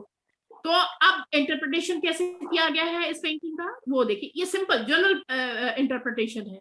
आपको पेंटिंग को देख के क्या फील हो रहा है? दैट इज काम, एक्साइटेड, मैलो, सैड, रिलैक्स्ड। या आपको पेंटिंग देख के कैसा है? आपको शांति की फीलिंग आ रही है, या आप देख के बिल्कुल एक्साइटेड हो जा रहे हैं, एकदम आपको गुस्सा चढ़ रहा है, या आप दुखी हो रहे हैं, या इसको देखने के बाद आपको मानसिक शांति मिल रही है, या आप बड़ा रिलैक्स्ड है कि नहीं नहीं नहीं बहुत अच्छा है, बड़ा सूदिंग सा है। ये है आपका इमेजिनेटिव प्रोसेस यहाँ पे आएगा जब लिखते जाते हैं। तो अब क्या होता है, कैसे करेंगे? The colours of this art work create a sense of काम। अब जो उसने देख रहा है, जो जैसे हो सकता है आपको ना लगे कि इसमें शांति, तो आप वहां लिख सकते हैं कि नहीं नहीं मुझे इसको देख के बड़ा मतलब शॉकिंग, बड़ा सा ऐसा लग रहा है कि सब कुछ घूम घूम रहा है, गोल गोल, बड़ा एक्साइटमेंट फील हो रहा है। तो ये आपको वहां पे अपने डिटेलिंग जब इंटरप्रेट करें उसको डालेंगे। The colors of this artwork create a sense of calm for me, and yet yellowish orange in the moon appears like a firecracker and create a sense of excitement at the same time। एक तरफ coolness भी दे रहा है, पर जो background में उसने yellowish touch दिया है उसकी वजह से पेंटिंग में एक तरह का मूवमेंट आ जाने से थोड़ा सा देखने में एक्साइटमेंट है। और for me it is a Diwali type feeling मुझे आ रही है इस पेंटिंग को देख के कि हाँ दिवाली में कभी कभी अगर आप आकाश को देखिए तो बड़ा खूबसूरत सा लगता है कि एक तरफ शांत रात है, उसमें कभी कभी पटाखे जो फूटते हैं वो आपको एक्साइट करते हैं। तो एक इस टाइप की फीलिंग मुझे आ रही है, आपको आ रही है या नहीं आ रही, वो आपको अपने व्याख्या में लिखना है। उसके बाद फिर आता है the lines and waves of the colours use also added calmness of this art reminding me of rolling water. अगर आप पीछे का जो स्काई में है, वो कई बार आप वॉशिंग मशीन चलाते हो तो वर्ल्स दिखता होगा, वो आपको फीलिंग आ रही है या नहीं आ रही, इसको भी आपको उस वेव को देख करके नोटिस करके उसको व्याख्यात्मक रूप से देना है। इसके बाद लास्ट स्टेटमेंट आता है judgment evaluation, decide whether the art work is successful और हैज अ मेरिट। अब आपको ये डिसाइड करना है क्या इन सब चीजों को पाने के बाद आपको लगता है कि वो आर्ट पीस सक्सेसफुल है, यानी बनाने वाला कलाकार सक्सेसफुली उस चीज को जो चाहा था या जो आपके मानसिक चाक्षुष सौंदर्य को संतुष्ट कर पाया, या उसमें ऐसे गुण थे या नहीं थे, उसको आपको लिखना है। और support your judgment with answer from the first 3 step. और जो भी आप निष्कर्ष निकाल रहे हैं वो आपको ऐसी हवा में नहीं लिख देना है। स्टेप 1 स्टेप 2 स्टेप 3 को पूरा ऑब्जर्व करके उसके बाद आपको वो चीज अपने एनालिसिस में लानी है। तो जजमेंट इसका क्या देता है, क्रिटिक या उसका इवेलुएट कैसे करता है? This is an art work that has successfully used the element and principal of art to create a painting that shows emotion and life through expressive brush strokes. कि ये आर्ट वर्क सक्सेसफुली इसमें जो use हुआ है वो क्या है, elements, सारे आर्ट एलिमेंट्स यूज हुए हैं, कलर पैलेट, कलर थीम, जो ब्रश स्ट्रोक्स हैं वो बिल्कुल नीट एंड बोल्ड दिखाई दे रहे हैं। इस हिसाब से इस कलाकार ने एलिमेंट्स ऑफ आर्ट और एलिमेंट्स ऑफ कंपोजिशन का बहुत प्रॉपर इस्तेमाल किया है, स्पेस डिवीजन प्रॉपरली किया है, जिसमें आपको मिडिल ग्राउंड, फोरग्राउंड, बैकग्राउंड अलग अलग तीनों चीजें क्लियर दिखाई दे रही हैं। तो इसके और इन सब एलिमेंट्स का इस्तेमाल करते हुए वो उस पेंटिंग के जरिए एक इमोशन, एक भावना पैदा कर रहा है। वो भावना आपके लिए एक्साइटमेंट का भी हो सकता है, आपको कूलनेस का भी हो सकता है, आपके लिए रिलैक्सिंग भी हो सकता है। The subject matter evokes a calm feeling while the color successfully use contrast to create a calm excitement in the night time sky. और इस हिसाब से जजमेंट जो लास्ट है वो है the excellent post impressionist painting. The excellent post इसलिए कहा गया, और इस impressionist painting जो मैंने आपको पीछे कहा था कि जब भी आप एनालाइज करिए तो उसका बैकग्राउंड जो ऐतिहासिक है या धार्मिक है या हिस्टोरिकल है, और वैसे ही ये जिस टाइम की पेंटिंग है तो आपको हमने बता दिया है कि second world war, first war समय कल भी बता दिए थे कि बहुत सारे सिनेरियोस चेंज हुए थे, उसमें धार्मिक मूवमेंट हट चुका था और ये सब, और कलाकार नए नए प्रयोग करके नए नए वादों को जन्म दे रहा था। तो उस हिसाब से जिस period, particular period of time में इसी तरह का काम करने वाले आप अगर थोड़ा सा अगर आप क्लाउड मोनेट का भी आर्ट वर्क देखेंगे तो कुछ कुछ ऐसा है, तो कहीं ना कहीं इंप्रेशन मोने का भी इनके पेंटिंग पे लास्ट में पड़ा होगा। इज नॉट प्योर वो, लेकिन चूंकि उसी सीरीज में आ रहे हैं तो कहीं ना कहीं कलाकार अपने वातावरण से वो चीज ग्रहण करता है। तो ये इम्प्रेशनिस्ट प्रभाववादी कलाकार का एक बहुत अच्छा एग्जाम्पल है। Is that clear? सबको आ गया समझ में? मेरे पास सब बहुत टाइम नहीं है। अमृता शेरगिल का हमने बहुत एकदम कंट्रास्ट इसलिए अमृता शेरगिल को उठाया है, बहुत शॉर्ट में मैंने कहा था कि मुझे पता था कि बहुत टाइम नहीं मिलेगा कि इसको हम 1-1.5 घंटे की क्लास में आपको अच्छे से समझा दें। तो अमृता शेरगिल का एकदम इवन कंट्रास्ट देखिएगा। अभी तक आप जो देखी हैं उसके पहले जो मैंने बहुत शॉर्ट में लिख दिया है कि उनके कब at the age of 28 years, और इतनी सक्सेसफुल आर्टिस्ट जिसने विदेश से सारी शिक्षा ग्रहण की। तो यहाँ मैंने बहुत शॉर्ट में उन सब चीजों को लिख दिया है कि तेल रंगों में प्रशिक्षण प्राप्त किया था विदेश में जाकर के, और सेजा मातस और पाल गोगा की कलाकृतियों से प्रभावित थी। पर भारत में आने के बाद उनका अगर आप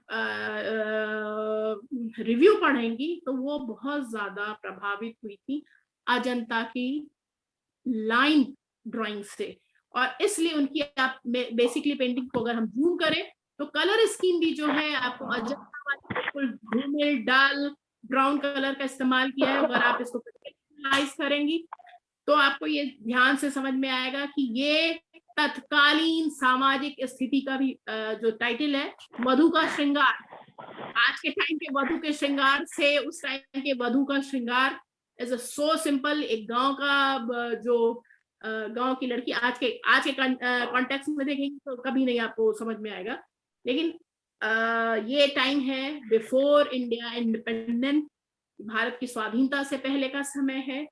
क्या सामाजिक परिस्थिति रही होगी? उसी समय भारत का विभाजन भी हुआ था, पाकिस्तान बचा तो क्या त्रासदी रही होगी, उस त्रासदी को भी ध्यान में रखते हुए आपको क्रिटिकल एनालाइज करना पड़ेगा। तो आप देखेंगी द फीचर्स, जो लाइन है उनकी वो अजंता से प्रभावित है, कलर स्कीम अजंता से प्रभावित है, लेकिन साथ सेम वे में चूंकि वो विदेश से पढ़ के आई थी तो जो जिसको कहते हैं ना रियलिस्टिक टच देने की कोशिश की गई चेहरे में, भावे वो में सब कुछ उनकी अजंता को कॉपी करने की कोशिश की गई है। लेकिन जो आर्ट स्ट्रोक्स है, जो ब्रश के स्ट्रोक्स है, वहां आप देखेंगे वो रफ, थोड़ा सा ऑयल का जो रफ टेक्सचर दिया जाता है वो इस पेंटिंग में आपको दिखाई दे रहा होगा।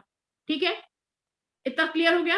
अब हम आ जाते हैं, अब यहाँ से मेरा बोलना बंद होगा, हम आप लोग को 10 मिनट देते हैं और 2 मिनट 4-4 मिनट लेंगे हर एक पेंटिंग को डिस्क्राइब करने की कोशिश करते हैं। हम इसी पे लिखते ही जाते हैं। ये पेंटिंग आप लोग को दिख रही है? Everybody is ready now? सब हाँ लोग तैयार हैं? मैम, हाँ जी, दिख रही है मैम। दिख रही है। तो पहले हम शुरुआत करते हैं। अगर देखते हैं यहाँ लिखा, ठीक है, लिख जाएगा। चलिए, टाइटल हम आर्टिस्ट से ही पूछ लेते हैं। आर्टिस्ट महोदय अपना नाम और टाइटल बता दें। मैम मेरा नाम तो सुनील है। हम आपका नाम सुनील है तो हम आपका नाम ना जाने कि आपका नाम सुनील है, सुनील द ग्रेट आर्टिस्ट। ठीक है, नेक्स्ट टाइटल। मैम स्पिरिचुअल के ऊपर मैंने इसको बनाया था, आप स्पिरिचुअल 1 भी लिख आप सकते ऐसे हैं। डिस्क्राइब नहीं करें, आपको एक सिंगल वर्ड में थीम देना होगा। अच्छा अच्छा, आध्यात्म था मैम। Are you sure? अध्यात्म की टोकरी। अच्छा ठीक है, आध्यात्म। और कोई और सजेस्ट करेगा? अध्यात्म की पोटली मैडम। हाँ ठीक है, देवेंद्र जी कह रहे हैं अध्यात्म की पोटली। कोई और? मुझे लगता है इसका एक टाइटल रख सकते हैं, पूंजी। एक जीवन की पूंजी, गुड, पूंजी आर्थिक और आध्यात्मिक दोनों में हो जाएगा। ठीक है, पूंजी। और कोई और भी है इसमें? हाँ और भी है। Yes, साइलेंट है ma'am. मैडम वो। कोई बोलेगा? फिर हम भी एक फुट दे दें जो हमें ये देख के दिमाग में आया था। चलिए, सुनील ने कहा अध्यात्म है, देवेंद्र ने कहा क्या? पोटली? नहीं, क्या? नहीं, अध्यात्म की पोटली। आध्यात्म की पोटली। और थर्ड वन कौन बोला? शिवा बोली। Yes ma'am. आपने बताया पूंजी। पूंजी। पूंजी। ठीक है, तो हमको ये पेंटिंग देख के आया था वो, चूंकि मेरा बेस बहुत स्पिरिचुअल बेसिक ही रहा है, योग और अध्यात्म का, तो हमको फर्स्ट टाइम देख के रिएक्ट किया माइंड में था वो था कर्म गठरिया। मतलब कर्म की गठरी लास्ट में। अब मुझे नहीं पता, वो सुनील बताएंगे इसके पीछे बनाने का, लेकिन जो मुझे देख करके जो फीलिंग आया था कि एट द एंड आप आपके सामाजिक साथ, अभी हम नहीं बताएंगे, हम अपना बाद में बताएंगे, पहले आप लोगों को। तो अब बताइए एप्रोप्रिएट टाइटल क्या दें? हाँ मैम, कर्म की गठरी is much better. Are you agree?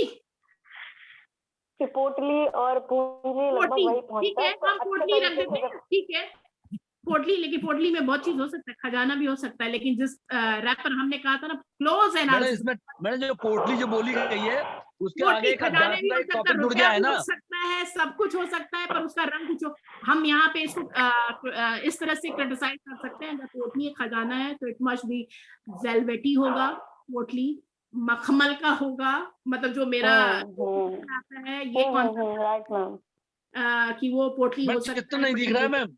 हाँ जी, क्या कह रहे हैं देवेंद्र जी? हाँ अब सही है मैम। अच्छा, वो हम चूंकि टाइप कर रहे थे, चलिए हम अभी वर्बल कर लेंगे, बाद में स्लाइड हम कंप्लीट कर लेंगे। तो जैसे कि किसने कहा पोटली, ठीक है, पर अब आप इस पिक्चर को ध्यान से देखिए, क्या ये पोटली एप्रोप्रिएट होगी?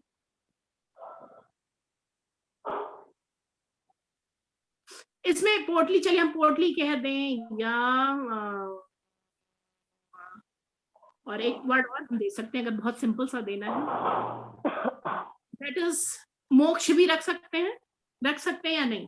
इंटरप्रिटेशन तो हम इसकी बहुत अच्छे से कर लेंगे, अब हमें आपसे करानी है, हम तो कर देंगे अपने ढंग से, क्योंकि हो सकता है मैं इसमें जब इसको मैं व्याख्या में लिखूं या कभी सुनील कहेंगे मैम इसका डिस्क्रिप्शन आप लिख के मेरे लिए दे दीजिए, तो हम इसमें शायद कबीर को ऐड कर देंगे, कबीर की कोई दोहे। वही मैं भी कहना चाह रही थी। हाँ, कि कबीर का दोहा मैं ऐड कर दूंगी, एक जो बहुत अच्छा सा है, क्योंकि हमें वाइंड अप करना है तो आप लोगों से बहुत अभी नहीं खुरे देंगे, हम ही बोल देते हैं कि कबीर का दोहा, चदरिया झीनी रे बीनी, क्या दास कबीर के है कि जैसे आपने वो देखना पड़ेगा कि जैसे आपने जीवन के समय ईश्वर ने आपको दिया था, कोशिश ये करें कि अंत समय में जाते समय उस चदरिया को वैसे ही वैसे धवल श्वेत स्वच्छ, मतलब अपनी आत्मा में दाग लगाए बगैर इस धरती को त्याग के जाए। मतलब मुझे जो देख के ये डिस्क्रिप्शन शुरू में फर्स्ट टाइम पेंटिंग तो मैंने हूबहू रूबरू जाके देखी है, जो मुझे बहुत अपील की थी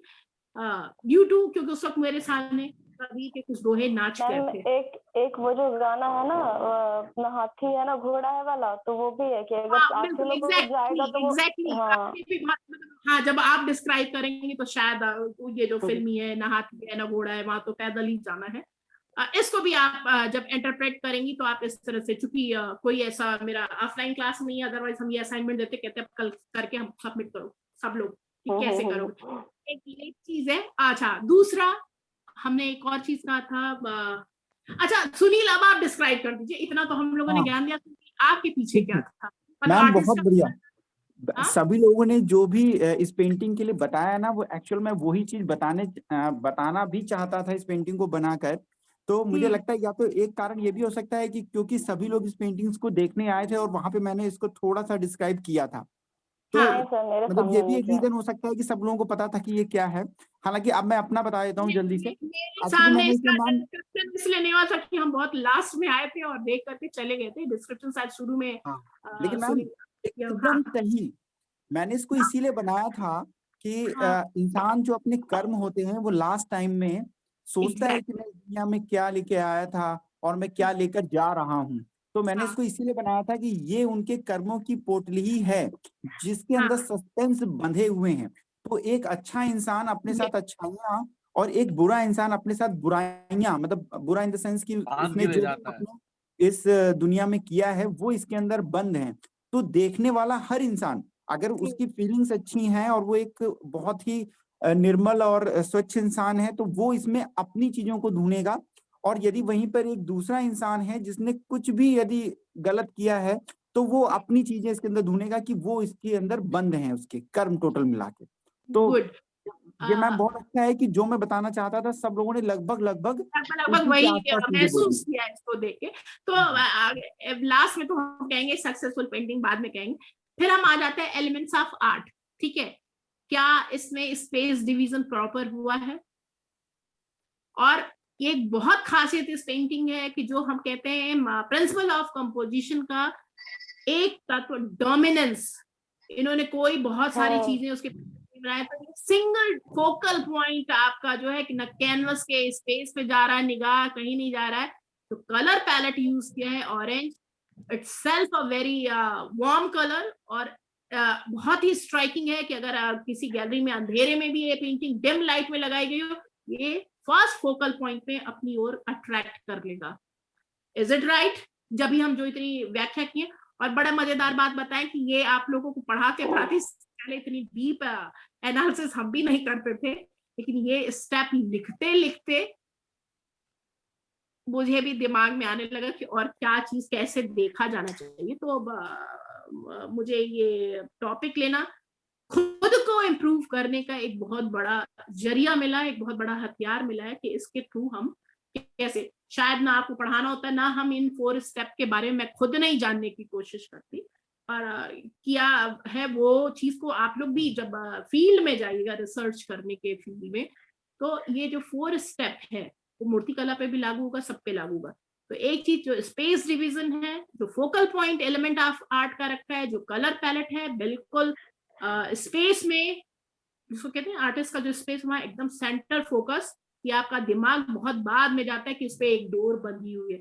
अब इसको आप डिस्क्राइब कर सकते हैं, ये डोर ईश्वर से जन्म जन्मांतर तक बंधी रहती है। एट द एंड आपका कर्म का गठरी यूं ही बंध के आपको सब कुछ छोड़ के जाना है।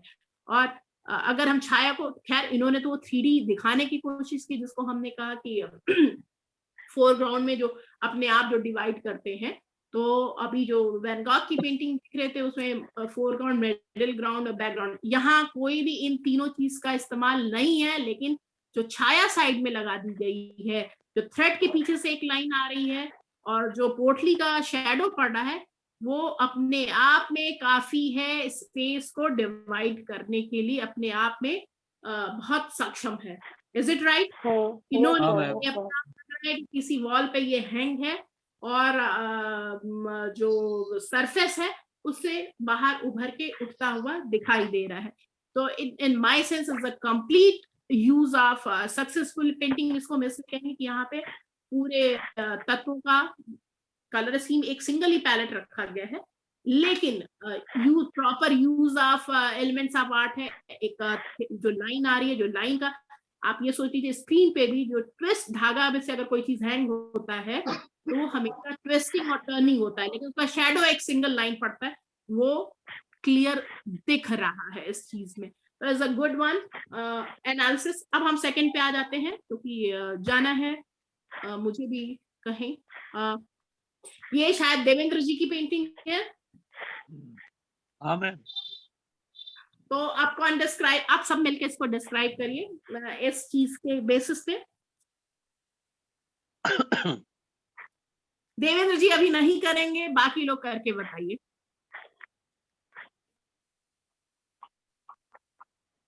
इसका टाइटल सपना होना चाहिए, ड्रीम। सपना या प्रेम, क्या कहें सुनील आप? सपना? हाँ मतलब सपना मतलब ड्रीम। Dream of what?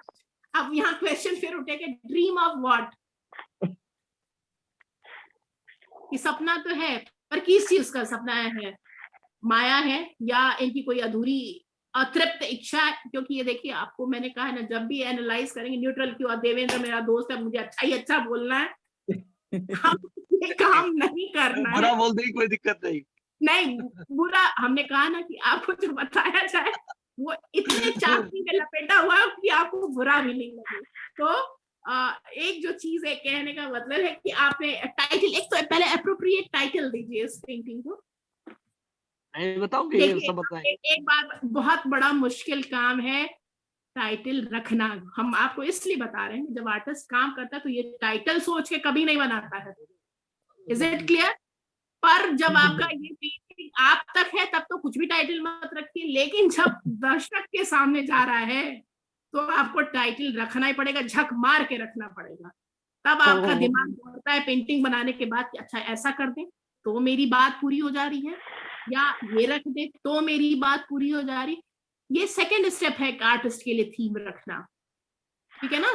तो बनाते समय आर्टिस्ट कभी ये नहीं सोचता कि हम इस थीम पे काम करने जा रहे हैं, और इसका पहले क्वेश्चन आंसर की तरह पहले लिख नहीं देते हैं कैनवस पे, the title of my painting so and so, अब नाउ आई स्टार्ट पेंटिंग। ये नहीं होता है। पेंटर जो है, आर्टिस्ट जो है, पहले अपनी जो अभिव्यक्ति है उसको अभिव्यक्त कर लेता है, उसके बाद उसकी मजबूरी है कि अगर उसको एग्जीक्यूट करना है तो एक एप्रोप्रिएट टाइटल ढूंढना पड़ेगा। तो सुनील जी ने कहा क्या? सपना। और कोई कुछ बताएगा देख के?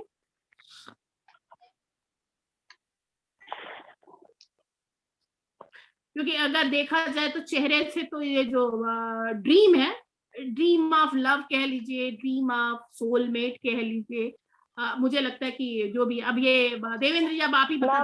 मुझे तो ऐसा लग रहा है जैसे कोई स्मृति है, याद है, मेमोरी किसी की।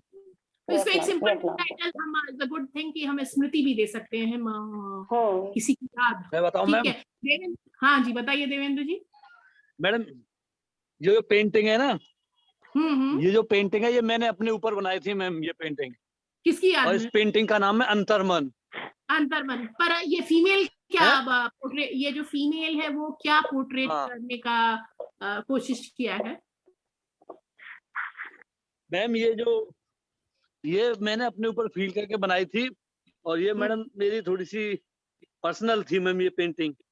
तो हम उसको नहीं डिस्क्राइब, हम समझ, मतलब एक तरह से सब लोग थोड़ा थोड़ा समझ चुके हैं कि आप किसी की मेमोरी में ये पेंटिंग बनाए होंगे। हो सकता वो आपका एक पर्सनल है, उसको हम यहाँ डिस्क्राइब नहीं करेंगे। 24x30 के साइज पे थी, मिक्स मीडिया में थी मैडम ये। अच्छा मिक्स मीडिया है, ठीक है, आपने वो टेक्निकली बता दी। और इसमें एक चीज ये है, कहीं जो कलर कंट्रास्ट है, अगर डिस्क्राइब करने को कहा जाए तो blue colour madam cubism painting पर आधारित है मैडम ये। हाँ, थोड़ा आपने क्यूबिज्म का इस्तेमाल किया, लेकिन उससे ज्यादा अगर हम मूड देखें, जो हम मूड की बात पेंटिंग मेलैंकोली, मतलब उदासी भरा है, जो मेल वो लग रहा है कि कहीं क्षुब्ध, कहीं दुखी था वो, अब जिस भी चीज से दुखी हो मुझे नहीं मालूम। और उसकी मेमोरी में ये जो भी उसकी, आपने जैसे देवेंद्र कहा कि मेरी पर्सनल फीलिंग है उसको, तो कहीं शायद आपको एक धोखा या झटका मिला हो, पर उस चीज से आप उबर नहीं पा रहे हो, तो उस याद में आप ये पेंटिंग, आई डोंट नो कि वेदर आई एम राइट और रॉन्ग, पर जो फील हो रहा है वो ये मैडम है। सही है मैम, सही है, सही है। इसीलिए देवेंद्र जी इतनी अभी तक नहीं करती हैं। निकल पाया हूँ मैडम इससे तो, हाँ मैं अभी मतलब तक सही नहीं निकल पाया हूँ इस दुख से। दुख से आप निकल नहीं पाए। पेंटिंग देखिए वो माध्यम है जो हर हाँ दुख मैडम 9 दर्द साल को हो गए भर मैडम मुझे। नहीं निकल पाए। कोई बात नहीं। अरे पेंटिंग देवेंद्र जी पर्सनल है, पर्सनल मत बताओ। वो हम समझ गए, वो पेंटिंग देख के समझ गए हैं वो, मतलब हम पर्सनली कुरेदेंगे नहीं क्योंकि ऑन रिकॉर्ड है, इसलिए हम पर्सनल चीजों को नहीं, क्योंकि देखिए वो कहते हैं पेंटर ना, गड़े मुर्दे मत उखाड़ो। वो हम उखाड़ने के मूड में भी नहीं है क्योंकि ये सब ऑन रिकॉर्ड है, तो आपकी पर्सनल बातें यहाँ नहीं उखाड़ी जाएंगी। हाँ, क्योंकि आर्टिस्ट जब कोई काम करता है तो ऑब्वियस है, जो मैंने कहा ना, उसकी सामाजिक स्थिति, उसके सराउंडिंग्स हर हाल में असर डालती है। तो ये तो हमारा डिस्क्रिप्शन था। हमको तो देवेंद्र जी आज शायद पहली बार आप कल मिले सामने, अगर कहीं बहुत क्लोज आपको टच किया है तो इट मीन्स कि डिस्क्रिप्शन हम लोग सही देने में सक्सेसफुल हुए हैं। मतलब आपके जो कहना चाहे उसके जरिए आपने बताया। कलर पैलेट कूल है, मूड के हिसाब से थोड़ा मेलंकली, दुखी सा फीलिंग है। तो जब हम इसको नैरेट करेंगे तो ऑब्वियस है कि हम कहीं ना कहीं इन सारी बातों को ध्यान में रखेंगे। साइज, पेंटिंग हो गया, मीडियम आपने बता दिया, मिक्स मीडिया है। मैम आपने इस पेंटिंग में एक चीज देखी क्या मैम, सबसे बड़ी बात क्या है इसमें, जो गर्ल्स का जो फिगर बना हुआ है और बैकग्राउंड में जो लड़के का जो फिगर बना हुआ है, इन दोनों में क्या समानता है? एक को लाइट दिखाया गया है तो एक को हम तो डार्क सिर्फ में क्यों लड़के गया है? की हम तो सिर्फ लड़के की आंख देख रहे हैं कि बड़े दुखी है और परेशान सी है। हमारे लिए तो फोकल पॉइंट जो डोमिनेटिंग फिगर मैडम है जो वो इस मेल पेंटिंग का जो आईज है। थीम है वो अंतर्मन है, तो ये हाँ लड़के की जो आगे की जो ये है, एक अंतर्मन है, इसे भूलना चाहता है लेकिन भूल नहीं पा रहा है, ये है मैम ओ थीम। चलिए गुड। तो ये डिस्क्रिप्शन देते समय हम लोग याद रखेंगे। अगर आप लोग का एग्जाम होगा तो हम जरूर ये सवाल जरूर पूछेंगे कभी भी। ठीक है, नाउ ठीक मूव है। टू नेक्स्ट की टाइम हो हाँ गया है, तो अब हम नेक्स्ट पे मूव करते हैं। दिस इज, अब ये किसकी पेंटिंग है? शायद मैं हाँ नाम, मैम। हाँ ये किसकी है? मैडम इस पेंटिंग को मैं नाम दूं? हाँ दीजिए बिल्कुल। मैंने मेरी है शिवा। मैडम एक स्त्री की, हाँ हेलो, हाँ बताएं बताएं। एक स्त्री की जीवन गाथा, सुख दुख का साथी। नहीं, एक सिंगल टाइटल। सिंगल टाइटल, जीवन सैया। सुनील।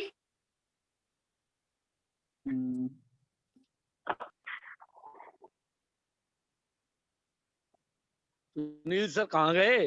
अरे हाँ, मैं सामने ही हूँ। हाँ तो बोलो।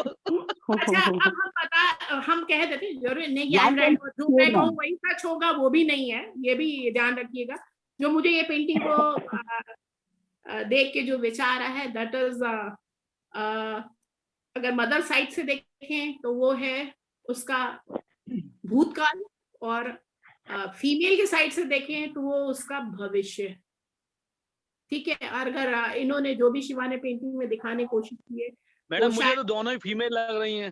दोनों ही हम वही बता रहे हैं। आप सुन लाइट लीजिए, अगर मुझे कहा जाए तो ये माँ बेटी या मदर एंड डॉटर का को रिलेशन इन्होंने, अब शिवा बताएंगे, हमको नहीं पता। जो ये पेंटिंग मुझे देख के आइडिया आ रहा है, वो ये कहना चाह रहा है कि मदर एंड चाइल्ड, माँ जो कष्ट अपने जीवन में कष्ट या जो आगे निकलने की उनकी इच्छा थी, जो उनको आगे बढ़ने का मौका नहीं मिला, वो अपने बेटी के उसमें नहीं, तो वो एक डार्क शेड जो दिखाने की हाँ मैम ये सही है मैम, जो मैं ऐसा देख रही मुझे हूँ। लगता है। और पीछे जो एक फीमेल फीचर है, may be this is a hope, ये उनका एक आशा भरा विश्वास है।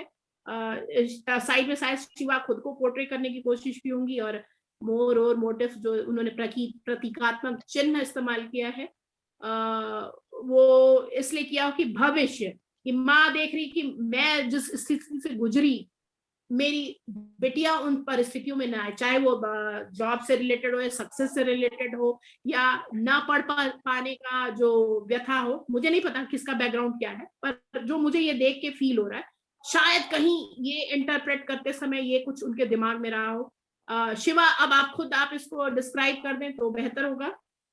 यस मैम, आप लगभग करीब ही है मैम। इसका टॉपिक है जीवन यात्रा, और यात्रा, वही मैंने कहा, हम उसको भविष्य और वर्तमान में देख रहे हैं अपने हाँ जीवन। हाँ हाँ बिल्कुल मैम। और बीच में जो ये चेहरा है तो दर्शन में जिससे साक्षी भाव कहा गया है, जब आप एक अंत में व्यक्ति अपने पूरे जीवन की को रिवाइंड करता है, रिप्ले करता है, तो वो उधर है। जो लाइट एरिया है वो युवा जो समय होता है व्यक्ति का, उस समय को दिखा रहा है, मोर है, सूरजमुखी है, और वो उधर बुढ़ापा दिखा सकते हैं, या डेथ के करीब जो है डार्कनेस है, कैक्टस है, उल्लू बैठा हुआ है। तो ये है मैम ओके, कि एक बार कैक्टस भी है। Cactus is a sign of जीवन संघर्ष, जो प्रतीकात्मक। तो जो हमने जितने डिस्क्रिप्शन के समय आपको कहा था कि आपको ये सब माइन्यूट कि क्या किसी सिंबल का डिस्क्रिप्शन पेंटिंग में, तो मुझे लगता है कि आप बड़े जो बताया है जिन बातों को, शायद आप लोग के दिमाग में एवर लास्टिंग बैठा रहेगा कि आपको किन चरणों के थ्रू ये काम करना है। Is it right ma'am? आपने बहुत अच्छे से डिस्क्राइब किया है मैम सारी चीजें। पेंटिंग को देखने का शायद आप लोग का थोड़ा नजरिया बदलेगा, देखने का तरीका का, आपको कैसे देखना है, उसको इंटरप्रेट कैसे, क्योंकि देखिए आज के टाइम में आपके लिए कोई क्रिटिक नहीं आएगा आपकी पेंटिंग को डिस्क्राइब करने के लिए। और जो भी आप अपने ब्रोशर पे या वो छपवाते हैं, आप खुद लिख के देते हैं और साइन सिर्फ लेते हैं किसी नामी गिरामी इंसान का, लिख आप देते हैं, या जनरली आप ऐसा करते होंगे कि जब आप उसमें जा रहे होते हैं ब्रोशर या कैटलॉग छपवाने, तो एक काम ये करते हैं कि आपका हिंदी का बड़ा अच्छा कोई साहित्यिक साथी है तो उससे कहते हैं पेंटिंग देखो और खूब अच्छा सा कुछ डिस्क्रिप्शन यही करते हैं ना, और फिर उसको ले जाते हैं कि ये फलाना मेरा अध्यक्ष होगा या जो मेरा मुख्य अतिथि होगा, उसको कहते हैं सर ये है और इस पे साइन कर दीजिए। फिर उसका साइन टैग सब छप जाता है कि इन्होंने ये बड़ी अभिव्यक्ति में ऐसा है और ऐसा है ऐसा है। तो बी क्रिटिक योर सेल्फ, आपको खुद अपने पेंटिंग को थोड़ा सा क्रिटिकली एनालाइज करना आना चाहिए, क्योंकि शायद जो दूसरा लिख रहा है वो आपकी वो फीलिंग को ना समझ पाए। और जरूरी नहीं कि हर समय जो आपने सोचा, देखिए विचार ऐसा चीज है जो आपके अंदर आ रहा है, जरूरी नहीं है, क्योंकि हमारा विचार जो है सूक्ष्म माध्यम है, और हम उस सूक्ष्म को कला के जरिए, संगीत को इसीलिए हमेशा कला से श्रेष्ठ माना गया है, क्योंकि उसके लिए, उसकी अभिव्यक्ति के लिए उसको कोई स्थूल माध्यम की आवश्यकता नहीं होती। मतलब वो अगर कोई गा रहा है तो सुर से, अपने गले से गाएगा, अपने पूरे अंतर्मन से गाएगा, उसके लिए कोई स्थूल माध्यम नहीं चाहिए। साज piano is a different thing, लेकिन कलाकार आपके दिमाग में जो चित्रण बन रहा है उसको हमेशा जमीन पे उतारने के लिए आपको ब्रश, कलर, पेंट, मिट्टी, पत्थर, इन सब की आवश्यकता पड़ती है। तो जो सूक्ष्म विचार है वो एकदम हूबहू नहीं उतर सकता, लेकिन हाँ पुराने टाइम में जो प्रयत्न किया आप लोगों ने, अच्छा हम एक चीज इसलिए कहें, वो हर किसी को कहते हैं, देखिए आप लोगों ने हेलेबीडु मंदिर के मूर्तियां देखी हैं, होयसला स्कल्पचर्स देखा? देखे हैं पर इस समय आ नहीं रहा दिमाग में। पॉसिबल, अगर देखा है तो वो दिमाग से उड़ जाए, हो ही नहीं सकता। देखिएगा, नोट कर लीजिएगा इस चीज को। किताबों में देखा है, ऐसे नहीं। हाँ अरे भाई अब तो किताब का जमाना नहीं, वन टिप पे, हमने कल भी कहा आपके लिए तो सब कुछ अवेलेबल है, one tip one click. Hoysala Karnataka के टेम्पल्स आप देखिए 11th सेंचुरी के बने हुए, क्या कार्विंग है, वो आर्टिस्ट पेंसिल से नहीं निकाल पाएगा जो कलाकारी कार्विंग की गई है मूर्तियों की, बारीक। ऐसा लगता है, कई बार ऐसा लगता है, जो कहानियों हमने सुना है ना कि किसी ऋषि ने शापग्रस्त कर दिया हो, तो जब कभी आप बहुत क्विक उसका स्लाइड देखिएगा, अपने पहले स्टोर करिए और स्पिन कर दीजिए स्लाइड। इसे तो मैडम मेरे भैया अच्छी तरीके से बता देते हैं मैम, जो आप पूछ रही हैं। क्या चीज? होयसल स्कल्पचर? हाँ, क्योंकि मेरे भैया मैडम आर्कोलॉजिस्ट है ना, वही मेरे पास में बैठे हैं। एज आर्टिस्ट ये देखने को कह रहे हैं कि आप वो देखिएगा, ऐसा समा है उस मूर्तियों में, रिदम ऐसी है गजब की, एकदम लगता है कि शायद वो नृत्य करते हुए या कोई ऐसी पोज की फोटोग्राफी, और किसी ने उनको अभिशप्त करके वहीं का वहीं पत्थर बना दिया हो। इतना जीवंत मूर्ति मैंने नहीं देखी है, ये मेरा परसेप्शन है, या आप लोग भी देखिएगा। तो कभी हम फ्यूचर में मिलेंगे तो वी विल डिस्कस की, लेकिन देखिएगा जरूर, ये हर किसी को हम बीइंग बीए स्टूडेंट आता है तो उसको हम जरूर कहते हैं देखें, अगर कॉपी करना है go and see that Hoysal sculptures, क्या ब्यूटी है, मतलब वो देखने लायक है चीजें। देखिएगा, उसको एनालाइज। अब एक लास्ट पेंटिंग और ले लें, उसके बाद हम वाइंड अप करेंगे। ये किसकी है मैम? शशि की मैम। हाँ ma'am Shashi Kumar. Yes ma'am. तो ये एब्स्ट्रैक्ट फॉर्म हम ले सकते हैं। इसको टाइटल क्या देंगे? मैम अनटाइटल रखा है मैंने। अनटाइटल, हाँ, एक बड़ा इजी प्रोसेस है, अनटाइटल कर देना उसको। सारी चीजों को अनटाइटल कर देना। कलर पैलेट क्या है?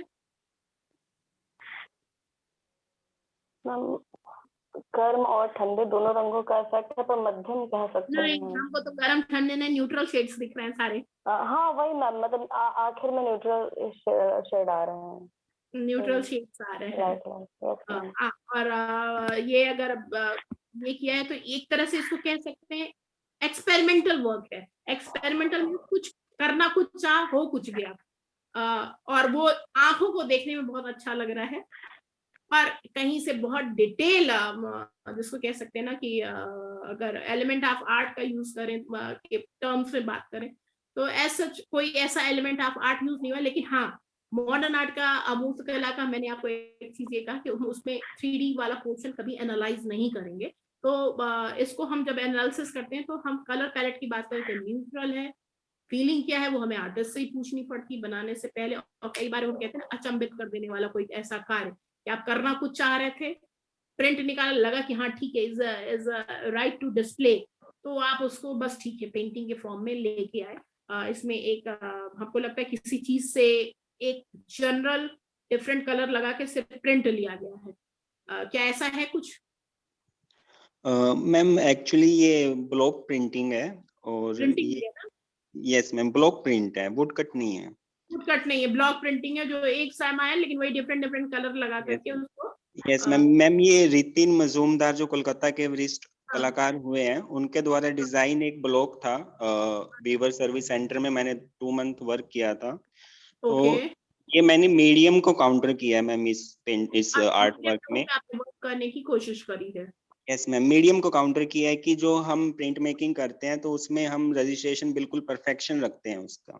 ओके। लेकिन आप अगर आप ब्लॉक प्रिंटिंग का जो ब्यूटी देखोगे तो वो हल्का हल्का सा कहीं से बाहर निकल जाता है, कहीं अंदर चला जाता है, तो वो ब्यूटी अट्रैक्ट करती है हमें जब हम प्रिंटिंग करते हैं, कपड़े के ऊपर करते हैं, पेपर के। तो करने वाला पोर्शन है, पर ऐसा कोई थीम लेके आप नहीं चले हो? नहीं मैम, मीडियम को सिर्फ मैंने काउंटर किया है। मीडियम को इसे काउंट किया है, ठीक है, गुड। आई होप कि ये सेशन हमारा अच्छा गया होगा, और मैं नॉट 100%, 20% तो कुछ योगदान आप लोग को किए ही होंगे, 20, 30, 40 वो एनालाइज योरसेल्फ कि कर लीजिएगा कि आपको कितना। कह रही थी कि हम बोलो। हेलो। हाँ बोलो। It was very useful ma'am, thank you. Ma'am एक क्वेश्चन है कि हम लोग आर्ट क्रिटिक से जुड़ी हुई अगर मैगजीन या जर्नल्स या बुक्स पढ़ना चाहे तो कौन सी ऐसी बुक्स हैं जो इसमें जो जैसे आपकी इसमें कंटेम्प्रेरी आर्ट के लिए अच्छे आर्ट क्रिटिकल चीजें या ऐसे पढ़ने को मिलेगा? देखिए, हम आपको ये बता दें कि देखिए भारत में जो आर्ट क्रिटिक्स हुए हैं वो जो है, नाम आप लोगों ने सुना होगा, राय कृष्ण दास, वासुदेव शरण अग्रवाल, इन्हीं की बुक्स लिखी और उसी को घोटा लगाते हुए हम सब चले आए हैं, एग्जाम पास करते चले आए हैं। और मुल्क राज आनंद, ठीक है। पर जनरली राइटिंग वो हिंदी में नहीं है, सबकी राइटिंग इंग्लिश में है। और आप एक काम करिएगा, ड्यूरिंग, चूंकि सब अब नेट सर्फिंग कर लेते हैं, तो एक काम करिएगा, हेडिंग हमेशा डाल के रखिएगा, हेडिंग डालिए अब किस कंटेंट की, जैसे हमने इंडियन पर्सपेक्टिव में ढूंढने की कोशिश की कि कोई क्रिटिक ऐसा मिल जाए जो उसने पेंटिंग को क्रिटिकली एनालाइज किया, तो इंडियन पेंटिंग्स का तो हमें अभी तक नहीं मिला। लेकिन वेस्टर्न्स जितने भी पेंटिंग है, क्योंकि वहां ये काम जो है ना, क्रिटिसाइजिंग, एनालाइजिंग, बहुत समय से हो रहा है, हमारे यहाँ डेवलप होना शुरू हुआ है, अभी आपके सिलेबस में जैसे इंट्रोड्यूस हुआ है, लेकिन हमने जैसे कल कहा कि बहुत छोटे स्केल से नहीं शुरू है, छोटे स्केल इन सेंस की बचपन से, वहाँ जो भी हमने सिलेबस फॉरेन यूनिवर्सिटीज का देखा या फॉरेन स्कूल्स का देखा, वहाँ वो एक स्टेप फ्रॉम 1 to 10 हमने कहा हमारे इंट्रोड्यूस तो किया गया है AIL art integrated learning for NCERT and केंद्रीय विद्यालयों में ये इस्तेमाल हुआ है, लेकिन कितना उसको वो फॉलो करते हैं आई एम डाउटफुल। मुझे नहीं पता कि इसको उसी पद्धति से उनको एनालाइज करने के लिए कोई पेंटिंग दिखाई जाती है नहीं दिखाई जाती है, लेकिन आप इसको सर्च करेंगे वो आपको मिल जाएगा।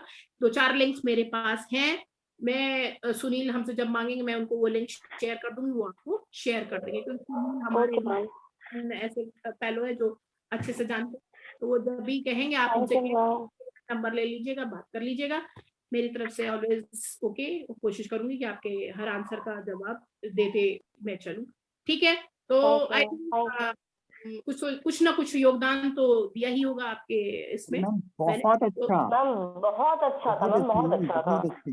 क्योंकि जिस तरह से आपने डिस्क्राइब किया वो एक नया एक्सपीरियंस हुआ, बहुत अच्छा। नहीं, और एक बात और ये भी बता दूं, मेरे लिए भी नया एक्सपीरियंस इसलिए था क्योंकि मुझे था कि आपको बताएं, और साथ साथ में मेरे लिए टीचिंग हमेशा एक लर्निंग प्रोसेस है कि कई चीज शायद ये चीज मैं उठाती नहीं तो मैं खुद एक्सप्लोर नहीं करती, खुद इसके लिए रिसर्च नहीं करती, तो शायद हम भी वो काम नहीं करते, जनरल हम बता के निकल जाते आपको।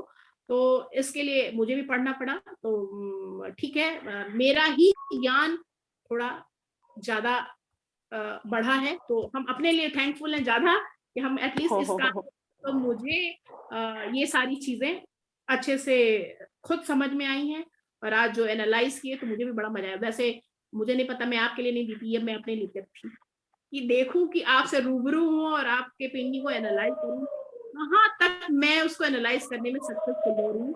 तो हो सकता है सुनिए फ्यूचर में मैं आर्ट में भी हो जाऊं, यू नेवर नो। हाँ मैम, बिल्कुल मैम, आपने आप जिस तरह से सबसे एक्सप्लेन अच्छी किया बात है मैम सारी बताऊं मैं, चीजें।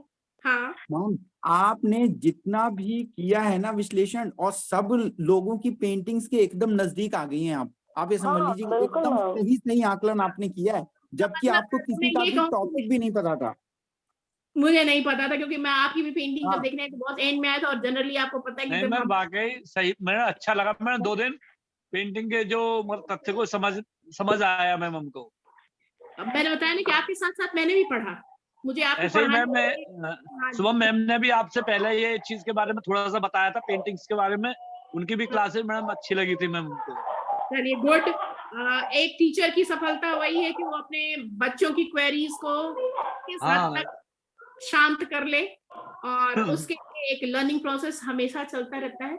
सो it was very nice for me to कि आप लोगों के साथ इंटरेक्शन हुआ, और मुझे बहुत कुछ सीखने को मिला, बहुत कुछ जानने ठीक को है मिला। मैम, आएंगे मैम आपसे मिलने मैडम आपके कॉलेज में।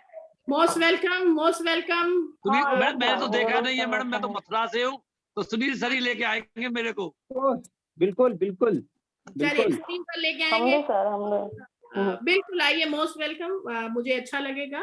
Now is the time to wind up, क्योंकि कल मुझे सुबह निकलना भी है, तो अब थैंक मैं यू सो मच क्या मैम, इट करूंगी। Was very Shubham ji, exciting. Thank you ma'am, thank you thank ma'am. You. Shubham आप थैंक इसको यू मैम। रिकॉर्डिंग उस पे करके छोड़िए। नमस्ते should madam I ji. Leave? Yes नमस्ते। मैम। मैं लीव करूं? मैम एक मिनट रुक जाइए, मैम से पूछ लो, ऐसा ना हो कि। हाँ बेटा, लीव करूं क्योंकि उनका वो हो जाए, तो मैं लीव करूं क्योंकि टाइम हो गया। यस नहीं मैम, मैम, यस अभी भी मैम। करिए। हम नहीं कर रहे हैं लीव अभी, हम अपना बाकी काम कर लें, फोन पे बात करने का, म्यूट करके खुद को। ठीक है मैम, वो भी अच्छा है मैम। मीटिंग को नमस्ते मैडम जी।